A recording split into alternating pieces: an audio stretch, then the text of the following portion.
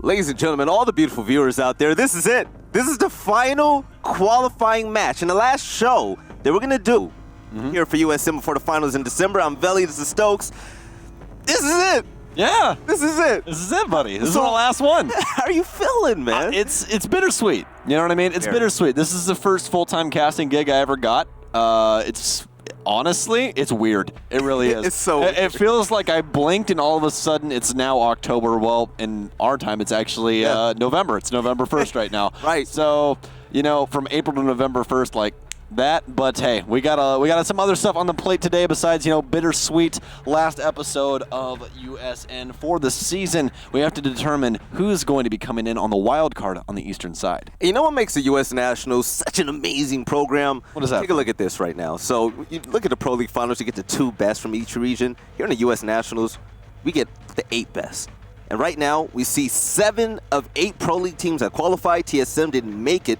So this last spot is going to go to a team that definitely deserves it, and they're going to fight like crazy to make it to land. So today it's going to be the best of 3. You win that, you go to land. This is going to be the matchup, and which team are you really, really looking forward to seeing play? Honestly, I'm looking forward to Two-Face. I haven't been able to really keep up with Challenger League as well as Pro League this season because we've been doing USN, and there's been a bunch of other things going on, obviously, that we've been having to pay attention to. It's very hard to try and condense Siege and go, well, I kind of think I know how the team plays. Yes. You know what I mean? But I'm very excited to see Two-Face, former pro on there and Crazy, as well as a lot of up-and-coming young gunners on that roster that are always fun to watch, and they're going to be going up against Katsu, which should be a pretty interesting game. I'm really excited to see this. So you have 2 teams that are well-deserving of a spot. You have former pros and whatnot. But what are they fighting for? They're fighting to go to Las Vegas for the finals. You guys went to USN Finals in 2018. We're going back home. We're going back to Las Vegas, the Penn and Teller Theater. Make sure you get your tickets December 13th through the 15th. In the beautiful Las Vegas once again. Stokes is going to be there. I'm going to be there. Blue's going to be there. And hopefully every single one of you are going to be there as well because the finals were hype last year. I was actually, I was going through my camera roll earlier today, and I looked at videos of recordings that I did when I was at the casting desk and just looking at the audience just going crazy, especially when Cloud9 were playing. Yeah. It was so fun, man. It's a good time, man. It's a good time. I'm extremely excited. Also, make sure you guys are using the discount code when you guys check out with those tickets to get a discount on your hotel. I believe, if I remember right, it's R6USN. Yeah. So make sure you guys are using that code on checkout if you guys are getting your tickets from the website so you guys can get a discount on your hotel. And remember, Vegas is already very cheap. They make their money off of gambling. So as long as you avoid that, you're fine. Yeah, I mean, it's one of the cheapest vacations you'll ever take in your life. Ever. I remember we were looking at the prices of the hotel rooms last time we were there. It was like $40 to $50 a room. Yeah, it was. It's really cheap. But let's jump into the action. Let's take a look at the rosters. First off is going to be Two-Face, and you guys know him. Dream, Filthy, the GOAT, Crazy, Creators, and we all know Butters. Yeah, we all know Butters. Yeah, very interesting roster to say the least. This roster came in second behind Obey Alliance inside of CL. You guys will see them battling tomorrow for a spot inside of Pro League, but they're going to be playing in USN first on our last night here. So, should be a pretty interesting bout. But let's figure out who they're going to be playing against, Valley, because that is of the utmost importance. It's Katsu, most notably Noski, Habibi, Six, Steve, and Makarov, the man that people have been saying is going to be hitting Pro League pretty soon. Makarov? That's the word on the street. Everyone's the buzzword is Makarov. Makarov is honestly one of the most notable players on this roster. He's really new to this scene, and he's really been a standout player. Every single time we've seen him on USN, it's Makarov, frag grenades, fragging out. He does it all, and he's such a flashy player, so it's hard for him not to catch your eye. But also, like you said, Two-Face, they finished top 2. I didn't know that. Yeah. Didn't follow CO too much. But did you know that Shrug just, sucked? That was because of Flynn. Yeah. Shout out to Flynn. But yeah, we're going to see a potential Pro League team play tonight. So we're going to see how well they do. Let's see what maps they're going to play. Reminder again, this is a best of 3, not a best of 1. Ties aren't a thing in USN because we're the best.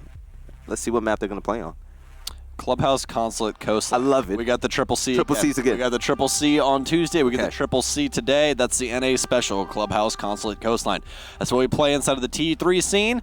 And we're going to be going to Clubhouse first. As you guys can see, that was Katsu's pick, and they're going to be starting on offense. Two-Faced on Consulate, and they're going to be starting on offense. So when you choose your map, the other team gets to choose what side they want to start on. So obviously Katsu choosing defense, and Two-Faced choosing defense on Clubhouse, which obviously is the dominant side. So overall, I would say, looking at this with, just a clear-eyed view, this is going to go 3 maps. This is going to go 3 maps. I'm sorry, Marcio. I told you earlier this was not going to go 3 maps. This is going to go 3 maps. He's laughing in the back. It's going to go 3 maps. That's just how it's going to go. Take a look at the maps right now. My early prediction, I'm going to say Clubhouse is going to go to Two-Face. After that, I say Katsu was going to win. It's going to go down the tiebreaker, and I don't know who's going to take that last map. And as from Hunter Cash's mouth, Clubhouse is very, what did he say, utility-based? Why did you remind me of that? Very utility-based. If you guys didn't know, he's not wrong. The coach of Katsu is named Hunter Cash. He used to be a caster for Canada Nationals until all of a sudden he just stopped. But he told me, this is like a debate like a year ago, he was like, Clubhouse is a very utility-based map. And I looked Hunter right in his eyes and I said, what map is not utility-based, Hunter? They're all utility-based. He goes, well, it's just more utility-based. I was like, you can't use that. But this is what you guys are thinking at home. 36% for Katsu and 64% for Two-Face. So a lot closer than what we saw on Tuesday. But again, these rosters are going to be a lot closer in skill. I mean, we have one Challenger League team that ended up finishing second, and then we have a team that wasn't even inside of Challenger League because they've gotten together more recently. That's actually a respectable poll amount to me. Absolutely. Especially looking at the fact that there's an ex-pro player and a lot of popular players on Two-Face. Everyone knows Two-Face in and out. But, ladies and gentlemen, map number 1, Katsu and Two-Faced here on Clubhouse. Winner of this best of 3 makes it to land. Everything is all out. Everything is going to be on the line. And I'm excited to see what both of these teams are going to bring out. But first things first, let's go to the ban phase. See what the first set of bans are actually going to be. Yeah, let's get these bans out of the way, shall we? Two-Face going to be leading us off. Obviously, they're on the defensive side. Habana going to be removed first just to limit the amount of hatches they can get. You're going to be stuck with Maverick unless he gets removed here, which not more than likely. Yeah, it's going to be Capital, another very intelligent ban. We see him used myriad of different ways on this map in order to prevent bandit tricking and what else. But specifically that Habana ban, a very big deal because it limits the amount of hatches that you can get. Mira, just because, well, she's Mira. And we're going to roll around to Two-Face's last ban, which is going to be on the defensive side, and Echo is going to be removed. So we're going to have Maestro in play still, but no Echo with invisible drones. Pretty much we could have guessed this before we walked into the studio today. These are pretty standard bans here for Clubhouse, and for good reason. Maverick not being banned for Habana, it makes sense. It's okay. But the first set of operators that are currently going to be underway, Maverick, he's going to be a given. And the one thing about Clubhouse, so bringing in 2 hard breachers is standard because there's a lot of hatches. And also Maverick is unstoppable unless you put a bullet in his head. That blowtorch can get things open quite easily, whether it's in blue, when it comes to hatches, CCTV wall, you name it. But the 6th pick is coming in from Creators. He's going to put smoke in the pocket to bring out Castle. Yeah, so some very interesting opening duel stats here for Two-Faced on Clubhouse. They actually get killed 48% of the time for the opening kill, and when that happens, they only have a win rate of 33% in that round. But if they get the opening kill, which they do 39% of the time, their win rate is 76% on the round valley. So if they end up getting that opening kill, they're setting themselves up for victory. Curious, is Steve Holiday Nog? Complete honesty, I have no idea. Okay. I know Nog is Nog. I don't know Nog is Steve. Okay, just curious. But take a look at the setup right now. Pretty basic reinforcements going down. Castle barricades are being set. I will cheat the system. Don't worry. Keep talking. I'm gonna go to the website and I can tell you exactly who's in this match right now. All right, so we're going downstairs, basement, and Arsenal. But take a look at this setup. Okay. I wonder if the Rome play is going to be extremely heavy. There's literally nobody on site right now. So this is going to be a pretty cool setup. Usually we see the basics when it comes to this map, but when everything is on the line, it's good to bring out a lot of trick shots. I know the coach, Hunter Cash, and the rest of these players, they studied really hard for this match. And with the drone currently being hacked, Mozzie, who's going to be filthy, is going to be on the right track. That's going to be intel on the side of Two-Face. That's going to be so valuable. Yeah, Holiday Nog changed his name to Steve.fa. Okay, so that is Nog. Holiday Nog was also at the USN Finals in 2018 as well. On Sin. He was on Sinister. Yeah, what was that roster? It was Oasis, Nog, Doodle. Yes, I forgot the rest of the roster. That's when Doodle went Owen. I remember that. I remember that. But we'll hop back into Clubhouse here, folks. So we got that mystery figured out. We now know that Steve is obviously Nog, so you guys will be able to tell everybody when they come into chat who Steve is. Yeah. So, that's a big deal as well. It's a thermite, which means that they've already lost one exothermic charge, and Habibi's already going back for more. If he ends up getting this could be very, very dangerous. Oh, he end up getting it? Did he get it? Still have it. Yes! He put it down fully. Did he put that down fully, Marcio? Something else happened. There's another explosion. I believe, yeah, they blew up the floor next to him, but that was a breaching charge. The breaching charge honestly might have had enough range to kill his exothermic charge. And all of a sudden, the scoreboard's getting lit up from the Katsu side as they're working their way into Mud Tunnel. We do still have some rotations coming through upstairs. It's going to be filthy on that. Makarov working his way in as well as Creators trying to battle back for sight. Diffuser going down, but he's going to need some overwatch here from above. Otherwise, it's going to get one out. And that's all he needs is from the hallway. But Filthy might be able to throw a wrench into things. It's a 1 versus 3 to start things off here on the defensive side. Pretty interesting for the fact that the objective was planted so fast. Even though they weren't able to open up hatches.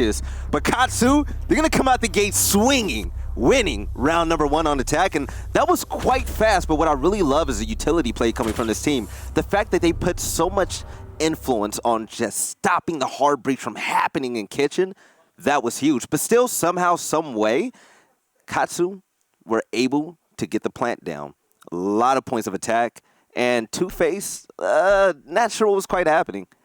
They did really good defending that kitchen hatch, though, which was great. But unfortunately, the gunplay from Katsu was just way too much for him.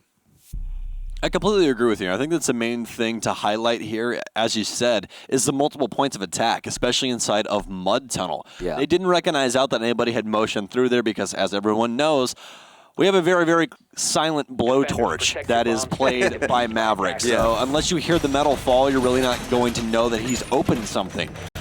And with that being said, he ended up opening Mud and then motioning in through there, bagged himself a couple of kills, and really opened up all of Armory lockers, which allowed them to get that plant down. That's all the space that they needed in order to get that plant. Already had the holes above. Yes, they didn't have the hatch open, but they didn't need to. They already had the floor blown up around it to be able to hold an angle. They would have had to rotate around the box in order to kill Thermite, which is just not going to happen in that instance. The other issue is that Two-Face had people off-site that did not rotate quickly enough in order to have an impact. Filthy played off-site way too long.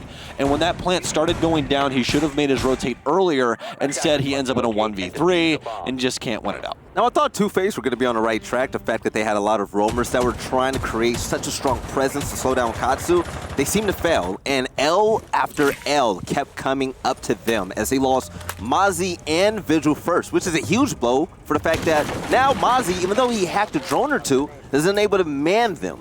And then Vigil dies, so your 2 best roamers are going to be out the picture. That can happen that early in the game. But now, Zofia, she's going to work her way down bottom garage, and she's going to move towards lounge. And the point of attack is slow, but it's going to be methodical. We have a lot of anchor presence down low as well, so the pace has definitely changed ever since Katsu struck first to win that first round. And actually, the Church Arsenal site for Two-Face is a site that they've allowed the most plants on in this entire map. So they've allowed 4 on Church Arsenal, they've allowed 2 on Cache CCTV, and they've allowed 1 on Master and Gym Bedroom. Yeah. So, with that being said, it looks like it might be a little rough on the defensive side for them, but they should be able to pick it up here. They've shifted up what they want inside of their operator lineup, but the main thing is now is they have to try and battle back against all of the soft destruction that Makarov's offering inside of this bug. Yep. Right now, Butter's trying to work that pistol to get a kill, unable to connect at the moment. And behind bars, there's going to be Creators. Bandit tricking as well, making sure no hard breach comes through. Usually we see a post behind there with the cardiac sensor. to toss an Nitro Cell and get a kill, but getting a kill is going to be Steve. Once again, Katsu striking first, taking out the Kaid players. So, also speaking about Nitro Cells, that's going to be one less for Two-Face. Going to be very rough, especially since you have an amazing shotgun in the likes of that Kaid, as well as those electric claws that are so useful at keeping those hatches locked up. Steve's already had quite a bit of damage dealt to him, but Makarov's now working his way downstairs. There's only a couple of other areas that they really need to take over in order to get a plant down. The main focal point here seems to be Church, as Six is motioning down blue. They've already rotated out. Did he see him cross? I don't believe that he did. That might be a free kill. He battles back, and yes, Six actually ends up faltering off. Filthy now between a rock and a hard place as Noski's trying to lock him down. Pre-Fire's rotating through, but Crazy with the kill from AK ends up being able to save his friend's life. Dream now motioning up through Mud Tunnel, but why are you peeking, friend? Get your head ripped off. And now there's presence inside of Mud with Steve on 1 HP. Oh, Crazy holding it down. Crazy gets the triple kill. Steve and Habibi gets absolutely dominated en route to the site, coming in from Tunnel. And he did such a great job doing that. Having not only the cross for his fellow Jaeger player, who's going to be Filthy, but he's holding down everything. Yeah, the quad kill coming in for Crazy and Two-Face. They're trying to make a statement. That's how you play an anchor. Yeah. That is how you play anchor. You have to assist the people that are close to you. He's got the cross for his fellow man inside of blue, holding down main, holding down Mud. It doesn't matter. You got an Alda. You don't even have to reload. Just click heads. Close your eyes and spray. That's really all you need, man. Accuracy through volume. All right, so the third site, gym and bedroom, second floor. Castle obviously coming out because, why? He's good at wasting a lot of utility, especially when it comes to bandit tricking and holding off that barricaded wall side over near Jacuzzi. Yeah, if you remember, I actually... Sam got mad at me because... I yelled at you for this exact thing. So guys, a little backstory while we wait for this prep phase to get done. We'll give you a little education on why Castle is doing what he's doing. So what Filthy is doing is he's setting up Castle barricades in order to burn an exponential amount of utility from the offenders. So they're going to be using it extremely quickly to try and get rid of what creators will be doing, which is bandit tricking the wall.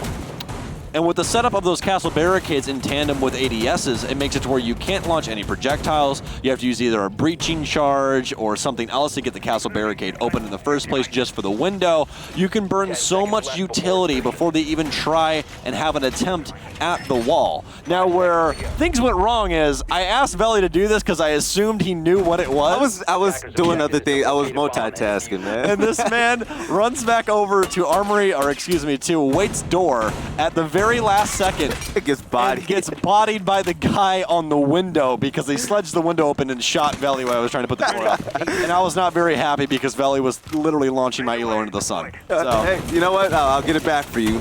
But also, we have a tied game. Pretty close matchup right now. Both teams firing off on all cylinders, and thanks to Crazy Two-Face, they were able to bring that one back with a nice quad kill coming in from him, and we definitely know why he was chosen to be picked up by this roster. Why not pick up someone with a lot of veteran experience that know the ins and outs of this game? It helped propel your team in the Pro League, and it helped propel your team to go to USN Finals.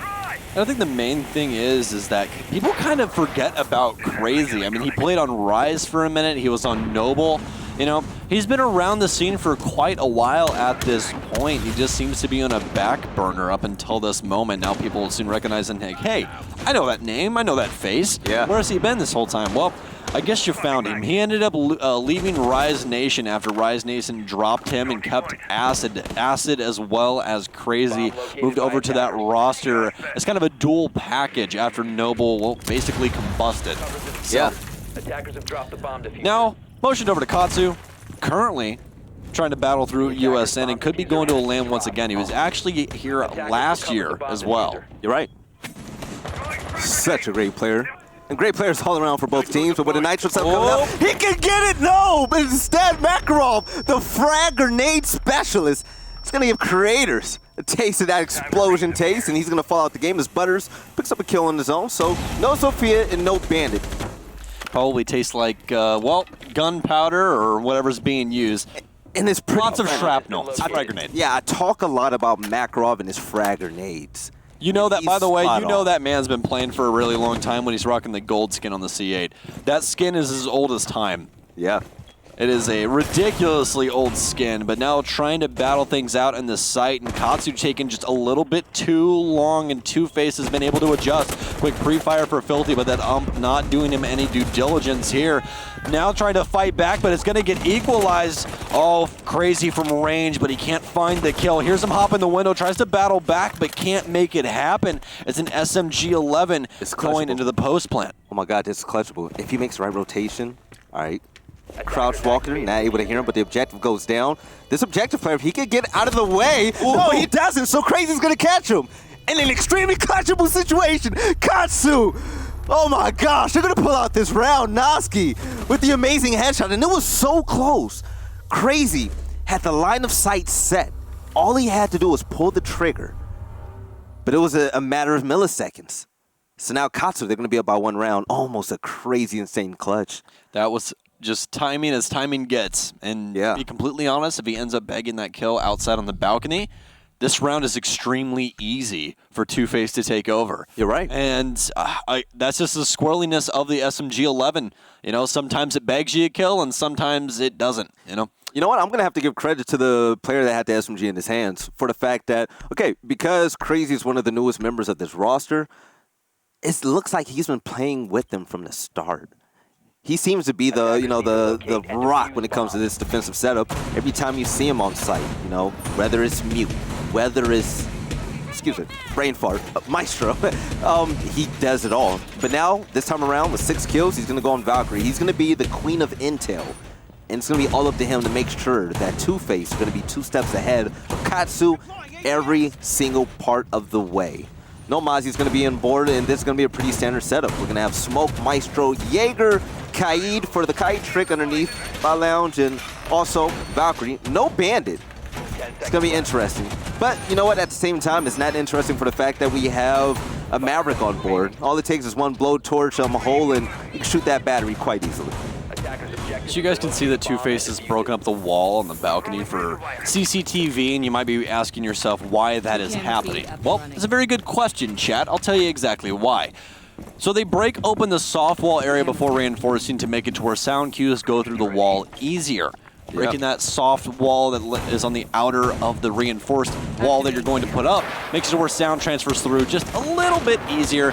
Can always make it easier for those bandit tricks, but it's not really going to matter when you have a Maverick on the field. It's science. But Steve, a.k.a. Holiday Nog, is going to go through a brand change at the moment, and I like it, man. FA, I'm guessing for free agent. He's going to work this blowtorch and try to get this wall open. All he has to do is get rid of this hard reinforcement, and it's going to make things a lot easier for the Thermite or Zofia to just blow this apart. And just like that, CCTV wall is going to be wide open. Execution's going to be the name of the game, and the first pick is going to mean everything. Drones currently being zapped, and yeah, Two-Face, they want to make sure that there's going to be no intel given to anybody on Katsu at the moment.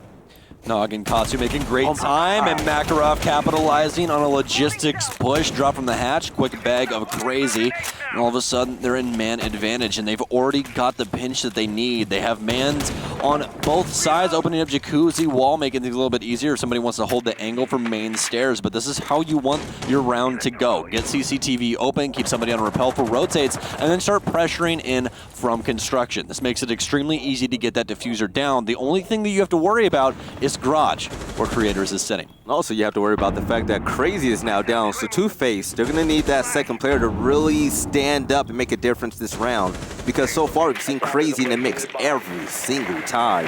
But exothermic charge is currently underway, and we're going to have another wall open. I'm guessing over there in construction. Pings are coming through, and the intel is given. Katsu, they know exactly what they have to do to make this attack happen. Heavy in construction. And Dream, he's going to throw out a Toxic Babe. His job is going to be to hold down these cashiers, and at the moment, looks like he's not going to have a lot of attention coming his way, so he's going to have a lot of freedom to roam around and try to show off that playmaking ability. They have every single wall open to this site. It's going to be very difficult to fight out of, especially after Creators falls inside of Garage. Only 37 seconds left. Smoke grenades pouring in, but he can't even battle out of that. It's all left up to Filthy once again as he rotates inside of Garage. It's a 1v5. There's not even enough bullets inside of the clip to handle them all at once unless he gets those headshots. And as it continues to deplete, he finally finds one, but he's only going to have 9 rounds and a lot of people to find in order to get this diffuser. But it's going to be all for naught at the end of the day as Katsu continues to assert assert their dominance on the offensive side. And the strat was basically a give and take.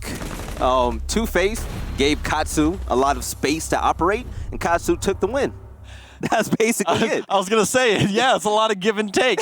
They mess up everything on site, and then Katsu takes the round win. That was it. The issue with what happened there, folks, is the fact that Two-Face didn't battle for any map control. They just let Katsu have all of it. You can't do that on Clubhouse. Clubhouse is a map that you're allowed to try and battle for this map pressure, and allowing Katsu to just take over construction, take wall, do whatever they want, take over garage, you can't allow that to happen. Otherwise, this is what happens. They get the wall open for construction. They're able to blow open the wall for CCTV. Granted, that one's always a given. You're always going to have that CCTV wall open. That's going into a round, you're going to go, okay, of all the places that they're going to prioritize first, CCTV wall will be open, and then they'll try and focus on garage. Yep. And then if things go wrong, they'll go for construction.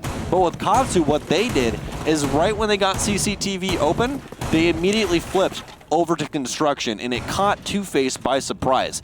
And the funny thing about that is they had all the info ops in the world to be able to know what was happening. They had Valkyrie, they had Maestro, but apparently they didn't have ears. And unfortunately, the fact that, Crazy was by himself in construction, you only have so many eyes, right? You can only look at so many things at once. And him being a solo player as Valkyrie over in construction, he wasn't ready for the fast play coming in from Makarov to get that early kill from a site that he wasn't even watching, so to say.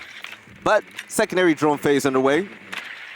Katsu, they want to fill out exactly what Two-Face are currently doing with this setup strategy. Make sure that there's going to be no roam presence to flank him or stop him from trying to win this round. We all saw what happened last time Two-Face played this site. But Steve is going to be chilling in strip club, and he's going to make his way towards site and make something happen for Katsu.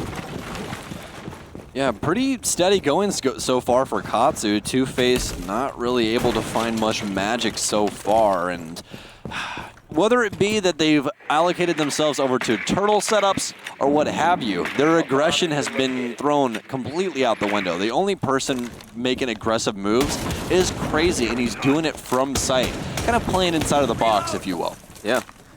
So far, it looks like Katsu's been doing her homework. And Stokes, what's the saying about if you win 2 rounds on Clubhouse when you're on attack, what does that mean for your team? You're good on split, man. That's all you need. That's it. You're traditionally speaking talking about a 4-2 split. If you win 3 offensive sides on the offensive side, that's godly.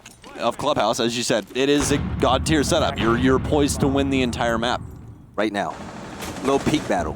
Makarov, take a look at Kite, and Kite has no idea that Makarov is looking towards him. But Kite, he's going to back right back up. We saw Makarov bank off a few frag grenades to get kills here, his first appearance in USN. And he's going to hold this line of sight until kitchen hatch gets opened up and main stairs gets dominated. So Steve, a.k.a. Holiday Nog, is going to work things out with Habibi, and Thermite is going to open up this wall behind bars. The bandit trick comes underway. Yeah. He's going to get rid of that ectodemic charge. So one's down, and a refrag is going to happen as the objective player falls. It's going to be 1 kill apiece, both teams. This is where the Maverick's going to be extremely important. Torching open the wall, needs to try and find some work. It's going to be Crazy once again to launch some bullets through, but Makarov with the immediate trade, fighting back and forth through this torch hole. But Noski now putting in some work, but no, it's going to be Dream to counter him out. Makarov's going to bank a frag grenade over, doesn't find him anything, going to do it one more time. This could be the one that kills him, but no, it's just going to be a little bit more damage to Creators, and Two-Face still have a leg to stand on, especially after capitalizing on Makarov. It's all up to 6. This is one of his signature operators, plays so well on this Zofia. We'll have to see if he can clutch this out. 18 seconds remain, plenty of bullets remain as he throws this other clip in, but he needs to capitalize now. Will they both be holding the cross? Finds one, but cannot win out the gunfight against Dream behind the bomb chassis. I'm going to tell you now the turning point for this entire round. Katsu did everything absolutely right, and Two-Face did a great job defending this site, but what turned around is the fact that Steve, as Maverick, opened up that Maverick hole, halfway through the wall, and he got taken out immediately. And Two-Face were able to utilize that hole as basically, it acted as if a mirror window got shot out, and they were able to stop anything Katsu were trying to do, getting 2 straight kills, one on the objective player, 1 more on Maverick, and that put him in the lead. And they capitalized. But Jim in the bedroom once more, And, of course, Castle's going to come out. Yeah, throwing them for a loop. They want them to think They don't want they're to know. going to CCTV. Yeah. So hide the castle until you pick it up. Castle, we traditionally don't see on any other site besides gym bedroom on Clubhouse. So we have seen him get picked up for CCTV before, where people will lock down the lounge area that is below the site with those castle barricades. But this is where we usually see him with these reinforced windows as well as a reinforced door in tandem with those ADSs like we were talking about earlier. Last time these two teams played this site, there were a lot of frags coming in from Katsu, from balcony, and also the windows looking in the gym and bedroom. The windows, Katsu, they want to make sure their presence was felt, and they challenged every single gunfight. It was peak central, but on top is going to be Steve. He's 5-5 for two faces. They try to mount this comeback. It's the last round before halftime, so you want to make it count. If Katsu goes up 4-2 on attack, that's going to be pretty scary, only for the simple fact that on defense, things are a little bit easier for your team. Exactly. Defense is traditionally speaking the easier side of the coin, you know what I mean? You're at home, you're the one that gets to set up the map how you want it. You've walked through that map a million times inside of dry runs, You know the ins and outs, the angles, and what have you. But when you're on the offense, you kind of have to fly by the seat of your pants, you know? So, Two-Faced, trying to bring things back, trying to get this to the equal split, and that's really what they need.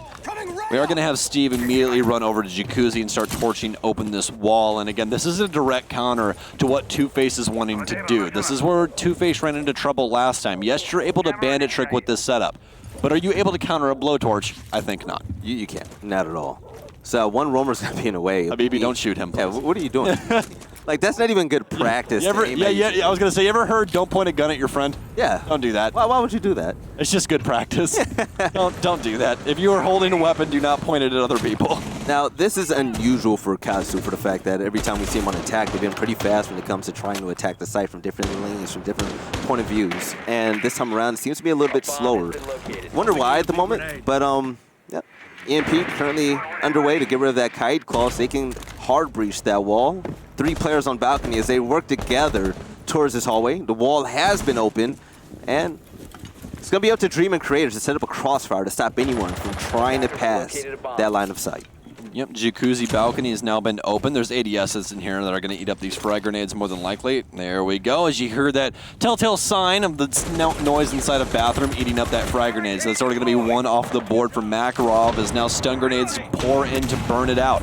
Butters obviously has all of his ADSs down as he continues to challenge, but Dream's going to take quite a bit of damage laying down inside his shower.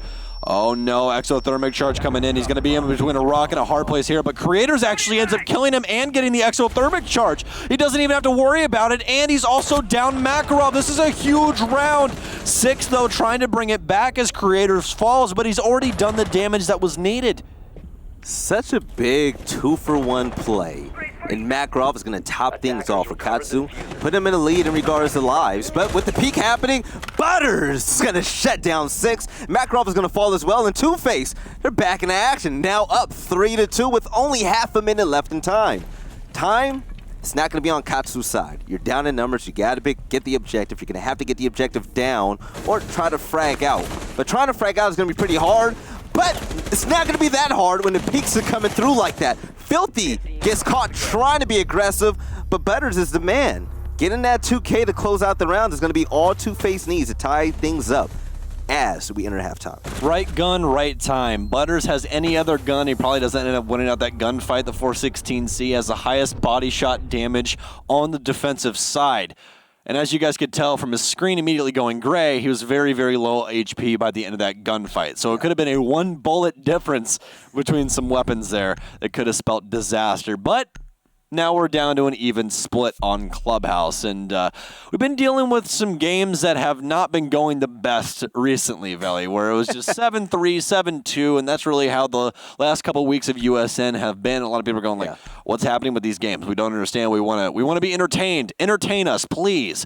Well, folks, seems like we might be finally getting that. So I'll talk a lot about Makarov and the rest of the players on Katsu, but on the flip side, let's talk about Two-Face a little bit. Butters, his game sense is so amazing. He always seems to be at the right place at the right time, especially when we saw him with that Jaeger play to get that 2K. I mean, that's exactly what Two-Face needed. But the first site that this team, they're going to be attacking will be downstairs. And Katsu... Armory Lockers Church. Yeah, I know. I got you. I always say downstairs, upstairs. Oh, no, you're completely right. Yeah, all the way Fine. downstairs. I know that you know. All right, thank you.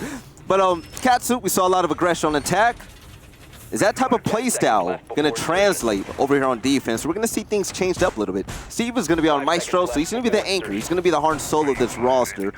But it's Six is Jaeger. It's Six actually that had the best performance on Katsu last time we saw them on USN. Yeah, Six is a very good player. Him and Habibi have been attached at the hip ever since I've seen them inside of competitive. They played on one of Timsy's teams. They're both very, very good players, and it's really nice being able to see them find success. I like it when someone comes up as a blip on my radar, and all of a sudden I see them doing bigger and bigger things. This is a perfect matchup for it. We have a team that's on the way to make Pro League, and we also have another team that, you know, they're as an up-and-coming team, they've made a lot of noise really fast. And they seem to be doing everything right at the moment. You know, hey, try to make it to USN Finals, okay? Next time when CL comes around, let's try to make it to Pro League. And they seem to be well on their way. Yeah, it's going to be a hard-fought battle for them tomorrow as well. Two-Face will be playing up against Rogue, which they now have acquired Brian in place of Shuttle.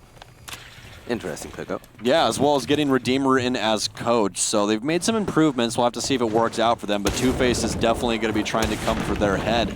In case you guys don't know what's going to be going on tomorrow, that's going to be NA Relegations. You guys can watch on this exact same channel around the same exact time. But the important match that a lot of people are going to be talking about is going to be Obey versus the Susquehanna Sonics. Hedge your bets, folks. That one should be a barn burner. I want to see one of these teams make Pro League. I want to see one of those teams make Pro League. It's always nice when relegations come around because you just don't know what's going to happen. Yeah. I mean, today everyone knew what was going to happen.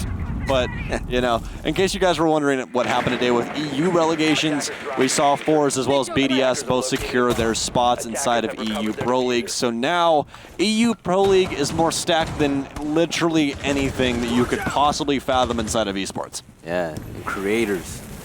To start off the noise, taking out Makarov. Such a great pick for this roster at the moment. Two-Face, they're going to be in the lead momentarily. As a Bandit battery is going to get taken out, and crazy is shooting the player in his toes. Player is going to take a lot of damage. That's going to be Kaid as he runs away, and yeah, he's not going to live for long as Butters. He's going to finish the job.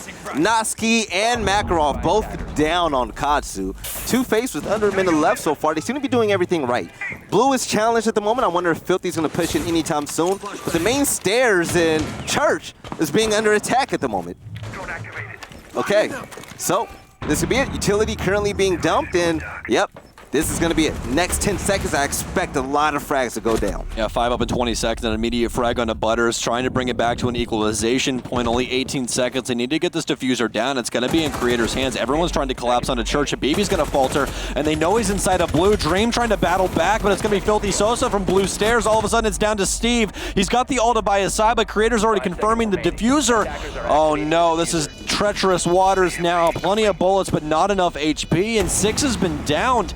Doesn't really have a care in the world. Can he battle through? Oh, does he know the man's on jukebox? He goes to pick him up. No, you need to help him out, but he's going to get 6 up. Oh, but Dream with the quick move splits the defenders. Who needs your friends when you got a gun by your side? Good Dream, making magic happen. Nice little flank to get a 2K, close out the round. It's going to look good on the stat line. And going in round number 8, Two-Face, they're going to take the lead. This is it. Is this an attack-sided matchup right now? Is this an attack-sided clubhouse? We've seen stuff like this before. We have. We've seen teams that are truly incredible inside of Rainbow Six make clubhouse offensive-sided. So Two-Face are trying to get Butters off the couch. Yeah. Might not be a bad idea. Yeah. You guys know what we're talking about. Yeah, overall for that attack, though, I would definitely have to tell you that Two-Face cut it close, but they got what they needed. When it came down to it with those 18 seconds left, I was very scared that Two-Face was not going to be able to get into Church because smoke was still up with those toxic babes alive. Even if you tap them a little bit while they're inside the smoke with the shotgun, the SMG-11, it's almost a free kill. You only have to do a little bit of damage. Those toxic babes really, really hurt. So with 3 people stacked inside of Moto, it was very dangerous to watch there for a second, but getting that kill onto Habibi made all the difference. They were able to get the diffuser down behind Black Box and isolate out the 2 angles that they needed, specifically taking down 6 inside of Blue, and then making it to where Steve was all alone on site as the Maestro. And as much as Maestro is a fantastic operator with a great gun, you're going to have a hell of a time trying to battle against 3 people with 3 separate angles that you have to try and choose and pick which one is correct. It's the scariest guessing game of your life. Okay. Now, one thing I was going to say is both of these teams, we haven't seen a lot of roaming presence when it comes to the site. The one time that it happened, Filthy made a very, very late rotation and ended up losing in a 1 versus 3. We're kind of seeing Makarov run around at the moment, getting rid of drones, and I wonder if he's going to make his way back to site or he's going to make his presence felt. Yeah, he's going back home. He doesn't want to risk it at all. Yeah, Jackal also has not been played by either of these offenses, which is also very, very weird. Either really trusting their drone play or just don't like what Jackal has to offer, which, I mean, we have plenty of talks about that operator. There's no reason not to bring him. Yeah. Amazing guns, great secondary, has that soft destruction, smoke grenades, as well as the ability to track down your opponent. There's no one else that really offers that inside of this game. But this lineup still works out for Two-Face. We know that the roam presence isn't going to be heavy. It's only a few times we've seen it, whether it's Empire, whether it's Rogue, but it's not common at all. It's getting more common, you know, especially with Mozzie and Mutant. It makes it a lot easier to be able to deny information. So you really don't have to worry too much about putting people upstairs, because at the end of the day, your job as a roamer is to deny time. All you want to do is waste as much time as possible so the offenders cannot do, well, exactly what they're doing right now. Get their angles established with 1.5 minutes left and then be, you know, very complacent about what they're doing. They really don't have to worry too much. They can be completely ready for whatever else is to be held inside of the round. So they don't have to be complacent. They can motion forward, don't have to worry about the roam game, no wasted time, just get everything established and then get onto site. But Noski's got some things to say about that. He's actually going to take down Crazy, which is a huge pick. And he's a huge pick. Why? Because he's a hard breacher. Taking Maverick out the game is going to be less utility to take out these hatches. So I believe there's one more exothermic charge that can be used, and they can open up that church wall, but they're going to have to be 100% effective. Butters, with a frag grenade being thrown out, we saw the player kind of shimmy over to the right, and he's going to dodge that nade. Save his life. He's not going to take much damage from that at all. Yeah, Butters just needed to cook that grenade just a little bit longer, but Creator's now dropping into Moto as Thermite by his side as well. Plenty of map presence now. That shot saves his life, but Filthy with a nice flick and Creators to tack on. It's going to be a full-on takeover of Church, and it's such an assault as, oh my God, Two-Face. What? Definitely living up to the name. They're passive all the way up to the very end, Veli. Then an explosive assault onto the site, and that's all Two-Face needed. They had the information on where the remaining members were, and were able to secure the bag. I wonder what the comms were like on Katsu. Creators got that first kill. Both of those other defenders ran out and were extremely unaware of where Creators was coming from. Why? That shouldn't happen. Comms should be quiet and crisp. Every call-out should be made, and I don't believe that call-out was actually there. No, more than likely they didn't hear the sound cue, and again, the man's just walking into site. He's not sprinting, he's not doing anything out of the ordinary. He's simply just walking into the site, holding the angle. The issue is that Blue got led up by Katsu, and when Blue isn't held and there's no presence there, and, well, someone from the offense is inside of Blue, the backbone of the site is very hard to hold down, because all of a sudden, Church is an extremely dangerous place to be, because you don't know if you're going to get shot through one of your own holes that you've made or what have you. So what they really needed to do was try and lock down Blue in order to not allow Filthy to rotate through there as Zofia, because that's where everything just went right into the wind. Yeah, so once Filthy got that first kill on Maestro, which was actually pretty sexy, right by that shield, all the focus and attention went right onto that Zofia player, and it allowed Creators to walk in, be the playmaker that Two-Face needed. Katsu, pretty impressive on attack. On the defensive side, not so much.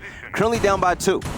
All right, they're going to have to really kick things up, turn it up a notch, try to win these rounds, and take a look at the kills. 6, 6, 6, 6, 6, and only one player has 2 kills, which is going to be a BB. And now, let's see if Katsu can fight back. You do not want to have this uphill battle against Two-Face because they're starting to pick up some steam, and they're looking like they're going to be unstoppable if they win this next round. I feel like every single one of us today as casters is just having so much trouble talking. Like, all of us are just a wreck today. I don't know what it is. I was watching earlier, and Kix was like, I'm only human, man. I don't know what's going on. I feel his pain right now. It's just like, every single time, like, I know what I want to say, but it's just not happening. You know what I mean? Well, Two-Face definitely making their presence known on the offensive side, and specifically Filthy's really been showing up. Butters has been doing a very good job on this buck, but we haven't seen that same frag grenade magic that we see with Makarov. We haven't seen much from Makarov, period, when it came to the switch to play on defense. Makarov, don't be a one-trick pony, but Skeleton Keys are going to be in play. Only one side of the wall was oh, it's going to be opened up. Oh, yeah, that's all you need. You just need the left-hand side, make it to where you can rotate in and get the diffuser down next to the bomb chassis. That is what we call default. So we tuck in right next to the server stack and the bomb chassis. Yep, plenty of barbed wire coming up those stairs. They definitely know that Maestro's going to be up there. Get rid of the camera. They've already blown out the leftwardmost panel. So now pre-fire's coming through. Do they have any ADSs upstairs? That's going to be the part that's very, very important. Oh, they're going to burn it all, but Steve's actually going to end up going down. Frag Grenade's not going to confirm him, but they don't know that they've downed him. They might be able to get it now. Yes, they will. Oh, and 3 kills pouring across the map. What is happening? 6 trying to pick up the pieces, but it doesn't seem to matter just yet. Habibi to capitalize on a Filthy as well, and all of a sudden Two-Face downstairs with the diffuser sitting next to Blue Box, knows someone inside of Oil Pit, but 6 needs to rotate all the way back. There's only one person on site. They need to grab this diffuser and set up a game plan right now. This is where things get very chaotic. This is where IGLs matter, and that's what they needed to do. Get a capitalization mark on that roamer. You know he has to rotate back and he's locked downstairs. Just hold down his rotate. That's exactly what's going to happen. One more Toxic Babe in the hands of Habibi, but it's definitely not going to delay the full time needed. There's 20 seconds left, and that only delays 10. Butters hops in through the window, now going for that default plant spot. Habibi's going to hear it. He knows his cross is being held. He's got to go for this pre-fire. He's out on the rappel, and Two-Face with 3 straight rounds on the offense. The tactical crossfire was set up. One player on rappel, the other one looking at the window, and with the plant happening in the default spot, that's where we call where the objective player was. If he tried to make that rotation to get that kill, he was going to get popped one way or another. Yeah, they had everything set up inside of sight with drones and what have you. I mean, you guys saw it right there. There was a pre-fire before the man even peeked the reinforcement. So they had drones inside of sight. They had all the information in the world that they could have possibly wanted. And we're going to be going back to CCTV cash room, which neither one of these teams has been very successful on. Katsu looked so good in the first half. I blame Hunter. What the hell is happening? It's Hunter. All right, so Chad, this is what's going to happen. If Katsu loses, I want to hashtag blame Hunter in the chat. Shout out to Hunter, the Canadian Nationals caster, the coach of Katsu at the moment. Both of these teams have an ample amount of time to prepare and get ready, get their strats set up for this matchup. And right now, Two-Face, they're destroying Katsu. From being explosive on attack and things looking good when the halftime point hit, coming to defense, everything went away. That explosiveness went away, and it seems like Two-Face took that from him. It's kind of like Space Jam, where little aliens drank that juice for the basketball players and took all their strength. You're going to hate me. It's like Two-Face did that. What's up? You've never seen it? I've never seen Space Jam. 5 seconds left. Type of childhood did you live, Sam? The one where I played video games. Well, no, it doesn't matter. Space Jam? Never seen Space Jam. Can you? I've never seen Back to the Future. Can you guys fire me? Get me off this desk. I don't want to be around this guy. I've never. What else? You never saw Back to the Future? Nope, not one. Not a single one. Are you stupid? You want me to answer that truthfully? Shut up. Yes. They're great movies. The only thing I'm not stupid in is Siege. That's why I have my job. That's it. Like that's it. No, we're gonna have a binge watch party. This I guarantee you that there's probably either gonna be a meme made or something for me saying that. I knew it when I said it. I was like, great, here we go. Yeah, But one of no, a kind. I don't watch movies, man. I don't watch movies. You know, like. Right now, Two-Face, their life is looking like a movie. Yeah, Currently up Katsu says 6-3. it's looking like a horror movie. I can tell you that. So, 6-3. What does Katsu have to do now? Katsu just needs to bring it back to center. I know I say that extremely often when we cast, but that's what you need to do. Man, just breathe. Calm down. Bring it back. You know how to play the game. That nervousness is not worth it. It's just not. I was having a talk earlier today with one of my friends. She's a great singer. She had this competition, and she goes, well, what's going on with this? Like, I'm nervous, I'm all this. I'm like, you're literally one of the best singers I've ever met in my entire life, and you're nervous about something for no reason. Why are you doing that? You guys know how to play the game. Just bring it back, get the comms crisp, clean, and clear, and then dominate. Yeah, that's it. And if you're confident in what you do, Veli, you're going to be the best at it no matter what. You know what I mean? Like, I can sit here and tell you, like, I will rock Kanto. I'm not going to rock Kanto. I know that. But I might as well be confident while I'm doing it and give them my all, right? Yeah, Katsu, they do not look the same at all over here on defense. Maybe that aggressive play style was better fit for attack over here on Clubhouse. It's a husk, man. It's a husk. And even with that, they're doing it halfway. They're doing it halfway. The only person that's really staying with the traditional flow is Sit down! Sit down! Oh my God! That's how you play Buck, folks. That's how you play Buck. That is the beauty of that operator. There's so many creative ways to use his kit. That skeleton key is not only good for those close engagements, you got soft destruction and everything else.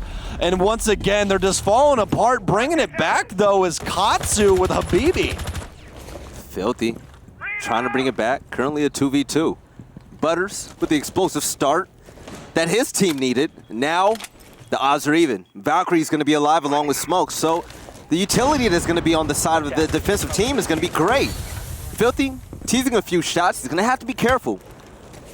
Valcam currently being shot out. The ping is there, and the little pre-fire battle is going to distract Habibi, which allows Crazy to flank up from Cash Stairs. No. He's planning right next to him. Oh my God! Oh my God! Full-faced!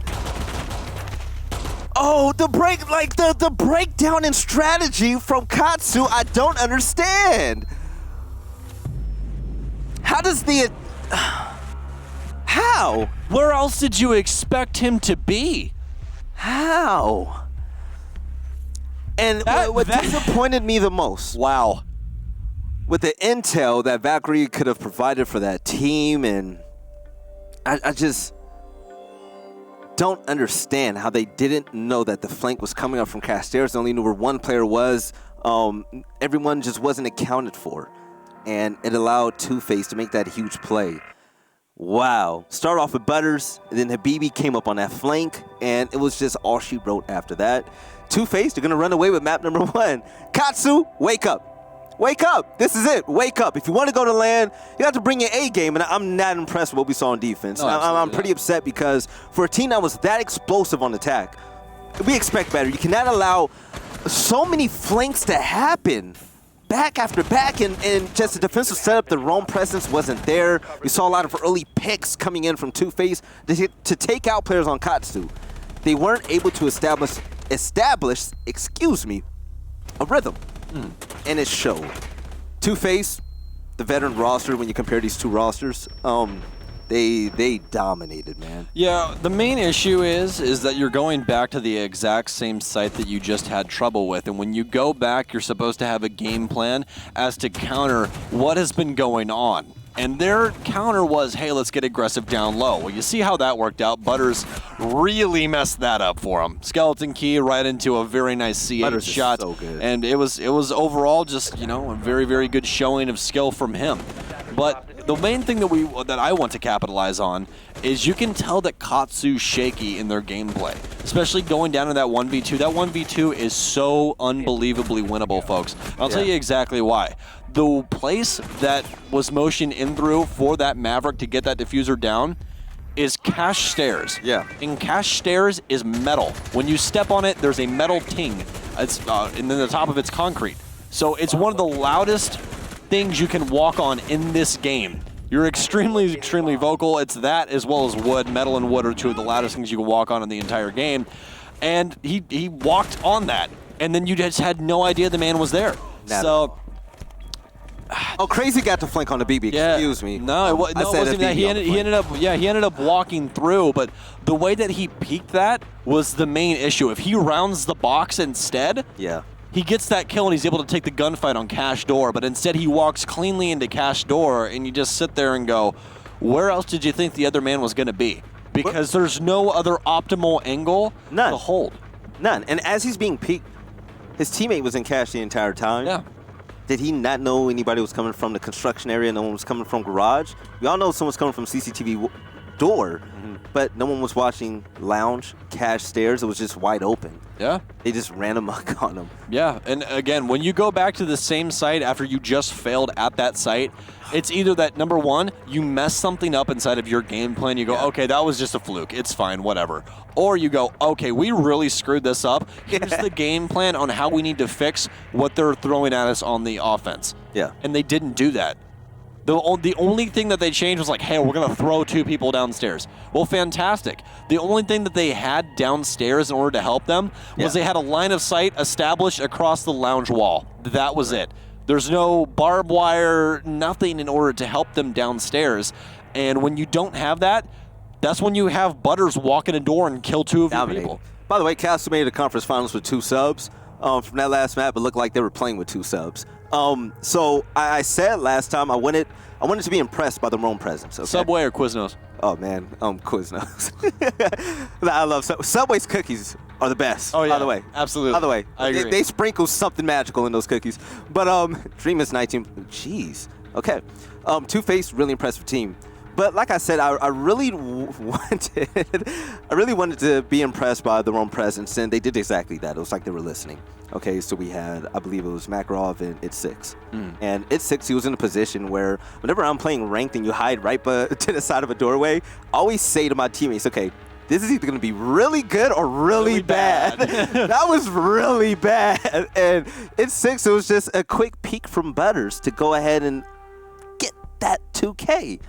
You know what the issue is? The issue is that Katsu played completely default on that entire map. The entire time. There's nothing the thing special. is like they have a coach. So why are you playing default on most of these sites? Like everything. We have a maestro on site of garage, default. We have people playing on site with established angles over the top so you can smoke out default or default plant. That's a default thing. Yes. We don't have any magic happening. The only thing that we had that was a change-up was, hey, we're going to throw some people downstairs. But you, again, if you're going to do that, you have to offer them utility to get the job done correctly. And I preach this all the time. If you're going to do something, do it the full way. Don't go all the way. We're just going to like throw some people downstairs, man. It's fine. And what disappointed me is just the lack of presence, period. It was like Maestro was... Their offensive side was clean. They had great takes. It was phenomenal. They had great takes, and they split 3-3, and you go, okay, they're going into defense. This should look really, really good. And then all of a sudden, you let 4 rounds up in a row on the offensive side of Clubhouse. That just doesn't happen, Veli. But now we have to find out, my good friend, who is going to be going to LAN. Will it be Two-Face? Can they capitalize here? They're going to be on the offensive side on Consulate. If they win this map, they will be booking a ticket to Las Vegas, Nevada to be casted by myself, analyzed by you. Should be a whole hell of a lot of fun over in Sin City. Put me anywhere. Death host, analyst, caster, you do it all, janitor. As long as I'm there, I'm happy. And with the way things have been turning out this entire year of qualifiers, oh my gosh, this is highly anticipated. It's like your favorite movie coming out. And you're just waiting to see it. And my favorite movie is going to be taking place December 13th or the 15th, Las Vegas, Penn and Teller Theater. Get your tickets. Capital Nomad are going to be banned. The Queen of Intel, Valkyrie, I love her. She's going to get banned out as well. Why Consulate? There's a lot of great hiding spots to hide those Val cams. And also, on Consulate, there's a lot of windows. There's a lot of jump outs, a lot of big play potential coming out that you cannot properly predict. And with Valkyrie being there to throw out cameras, they can really get the jump on Two-Face, jumping out those windows, doing those run-outs, stopping Two-Face stopping the attacking team as they try to enter the building. Yeah, this entire lineup is, well, predicted. You can really look at Consulate and go, okay, who's going to be banned? Capital's not that rare. Like he's kind of rare on this map, but he's just so good overall that a lot of people will remove him anyways. Nomad's the main one that we see banned here, as well as Jackal is usually banned on Consulate by teams that like to roam a lot. Consulate has a lot of roam potential. Valkyrie, as you said, great spots on this entire map. I can name you like 4 spots per window that you can throw a camera out of and hit something that is a excellent spot to have, and then you have to have someone dedicated to IQ and walk around the whole dang map outside in order to find these Valk camps. Echo also going to be removed, but you guys already know the reasoning behind that one. Protect your bombs from being So, defused by attackers. a lot of people, they don't like when we criticize gameplay. Whenever a team doesn't play up to par. And the reason why we're so vocal about Katsu's playstyle is because we've been watching this team since the beginning, and we know what they're capable of. But coming into this map, there's a lot of free room to operate as a roamer. There's a lot of free room to just operate, period, despite what operator you pick. And so that would fit well with Katsu's playstyle and the players that are on this roster. So I expect a closer game this time around, but it's all up to them. That's all up to them. That if they have that short-term memory where they can forget what happened last map and say, okay, boys, it's grind time. We're going to make the land. Let's take it to map number 3. I believe they can really put up a really good fight. But Two-Face, they have momentum rolling. Butters is on fire. Filthy, he's living up to his name. And Crazy has been solid for this roster. All right, folks. It is grind time. This is everything that Katsu's been looking forward to. This is where the rubber hits the road, so to speak. Yeah. This is a capitalization point. They're going to be starting the defensive side, bringing it upstairs. Two-Face going to be allocating themselves over to Gridlock, which fantastic operator on this map. You're able to shut down a lot of roam potential. If she is in with her duo as well, which is that Nomad pick, then it's extremely, extremely hard to deal with. Drone play now coming out for Two-Face, but Butter's going to botch the first one, chooses to throw the second one and pick up the first one. So having 2 of those making his job just a touch easier. He's actually going to end up getting muted here as well, so chooses to fall it off, which is a better idea. A minute's already been expended. It looks to be a yellow take for Two-Face. As you can see, they've got people poised on bathroom window, as well as Console Crazy working his way up. More than likely going to ADS underneath. Oh, Butters! Gets rid of those ADSs with that EMP grenade, and 6 going to be on the other end of some shrapnel. Oh my gosh, already.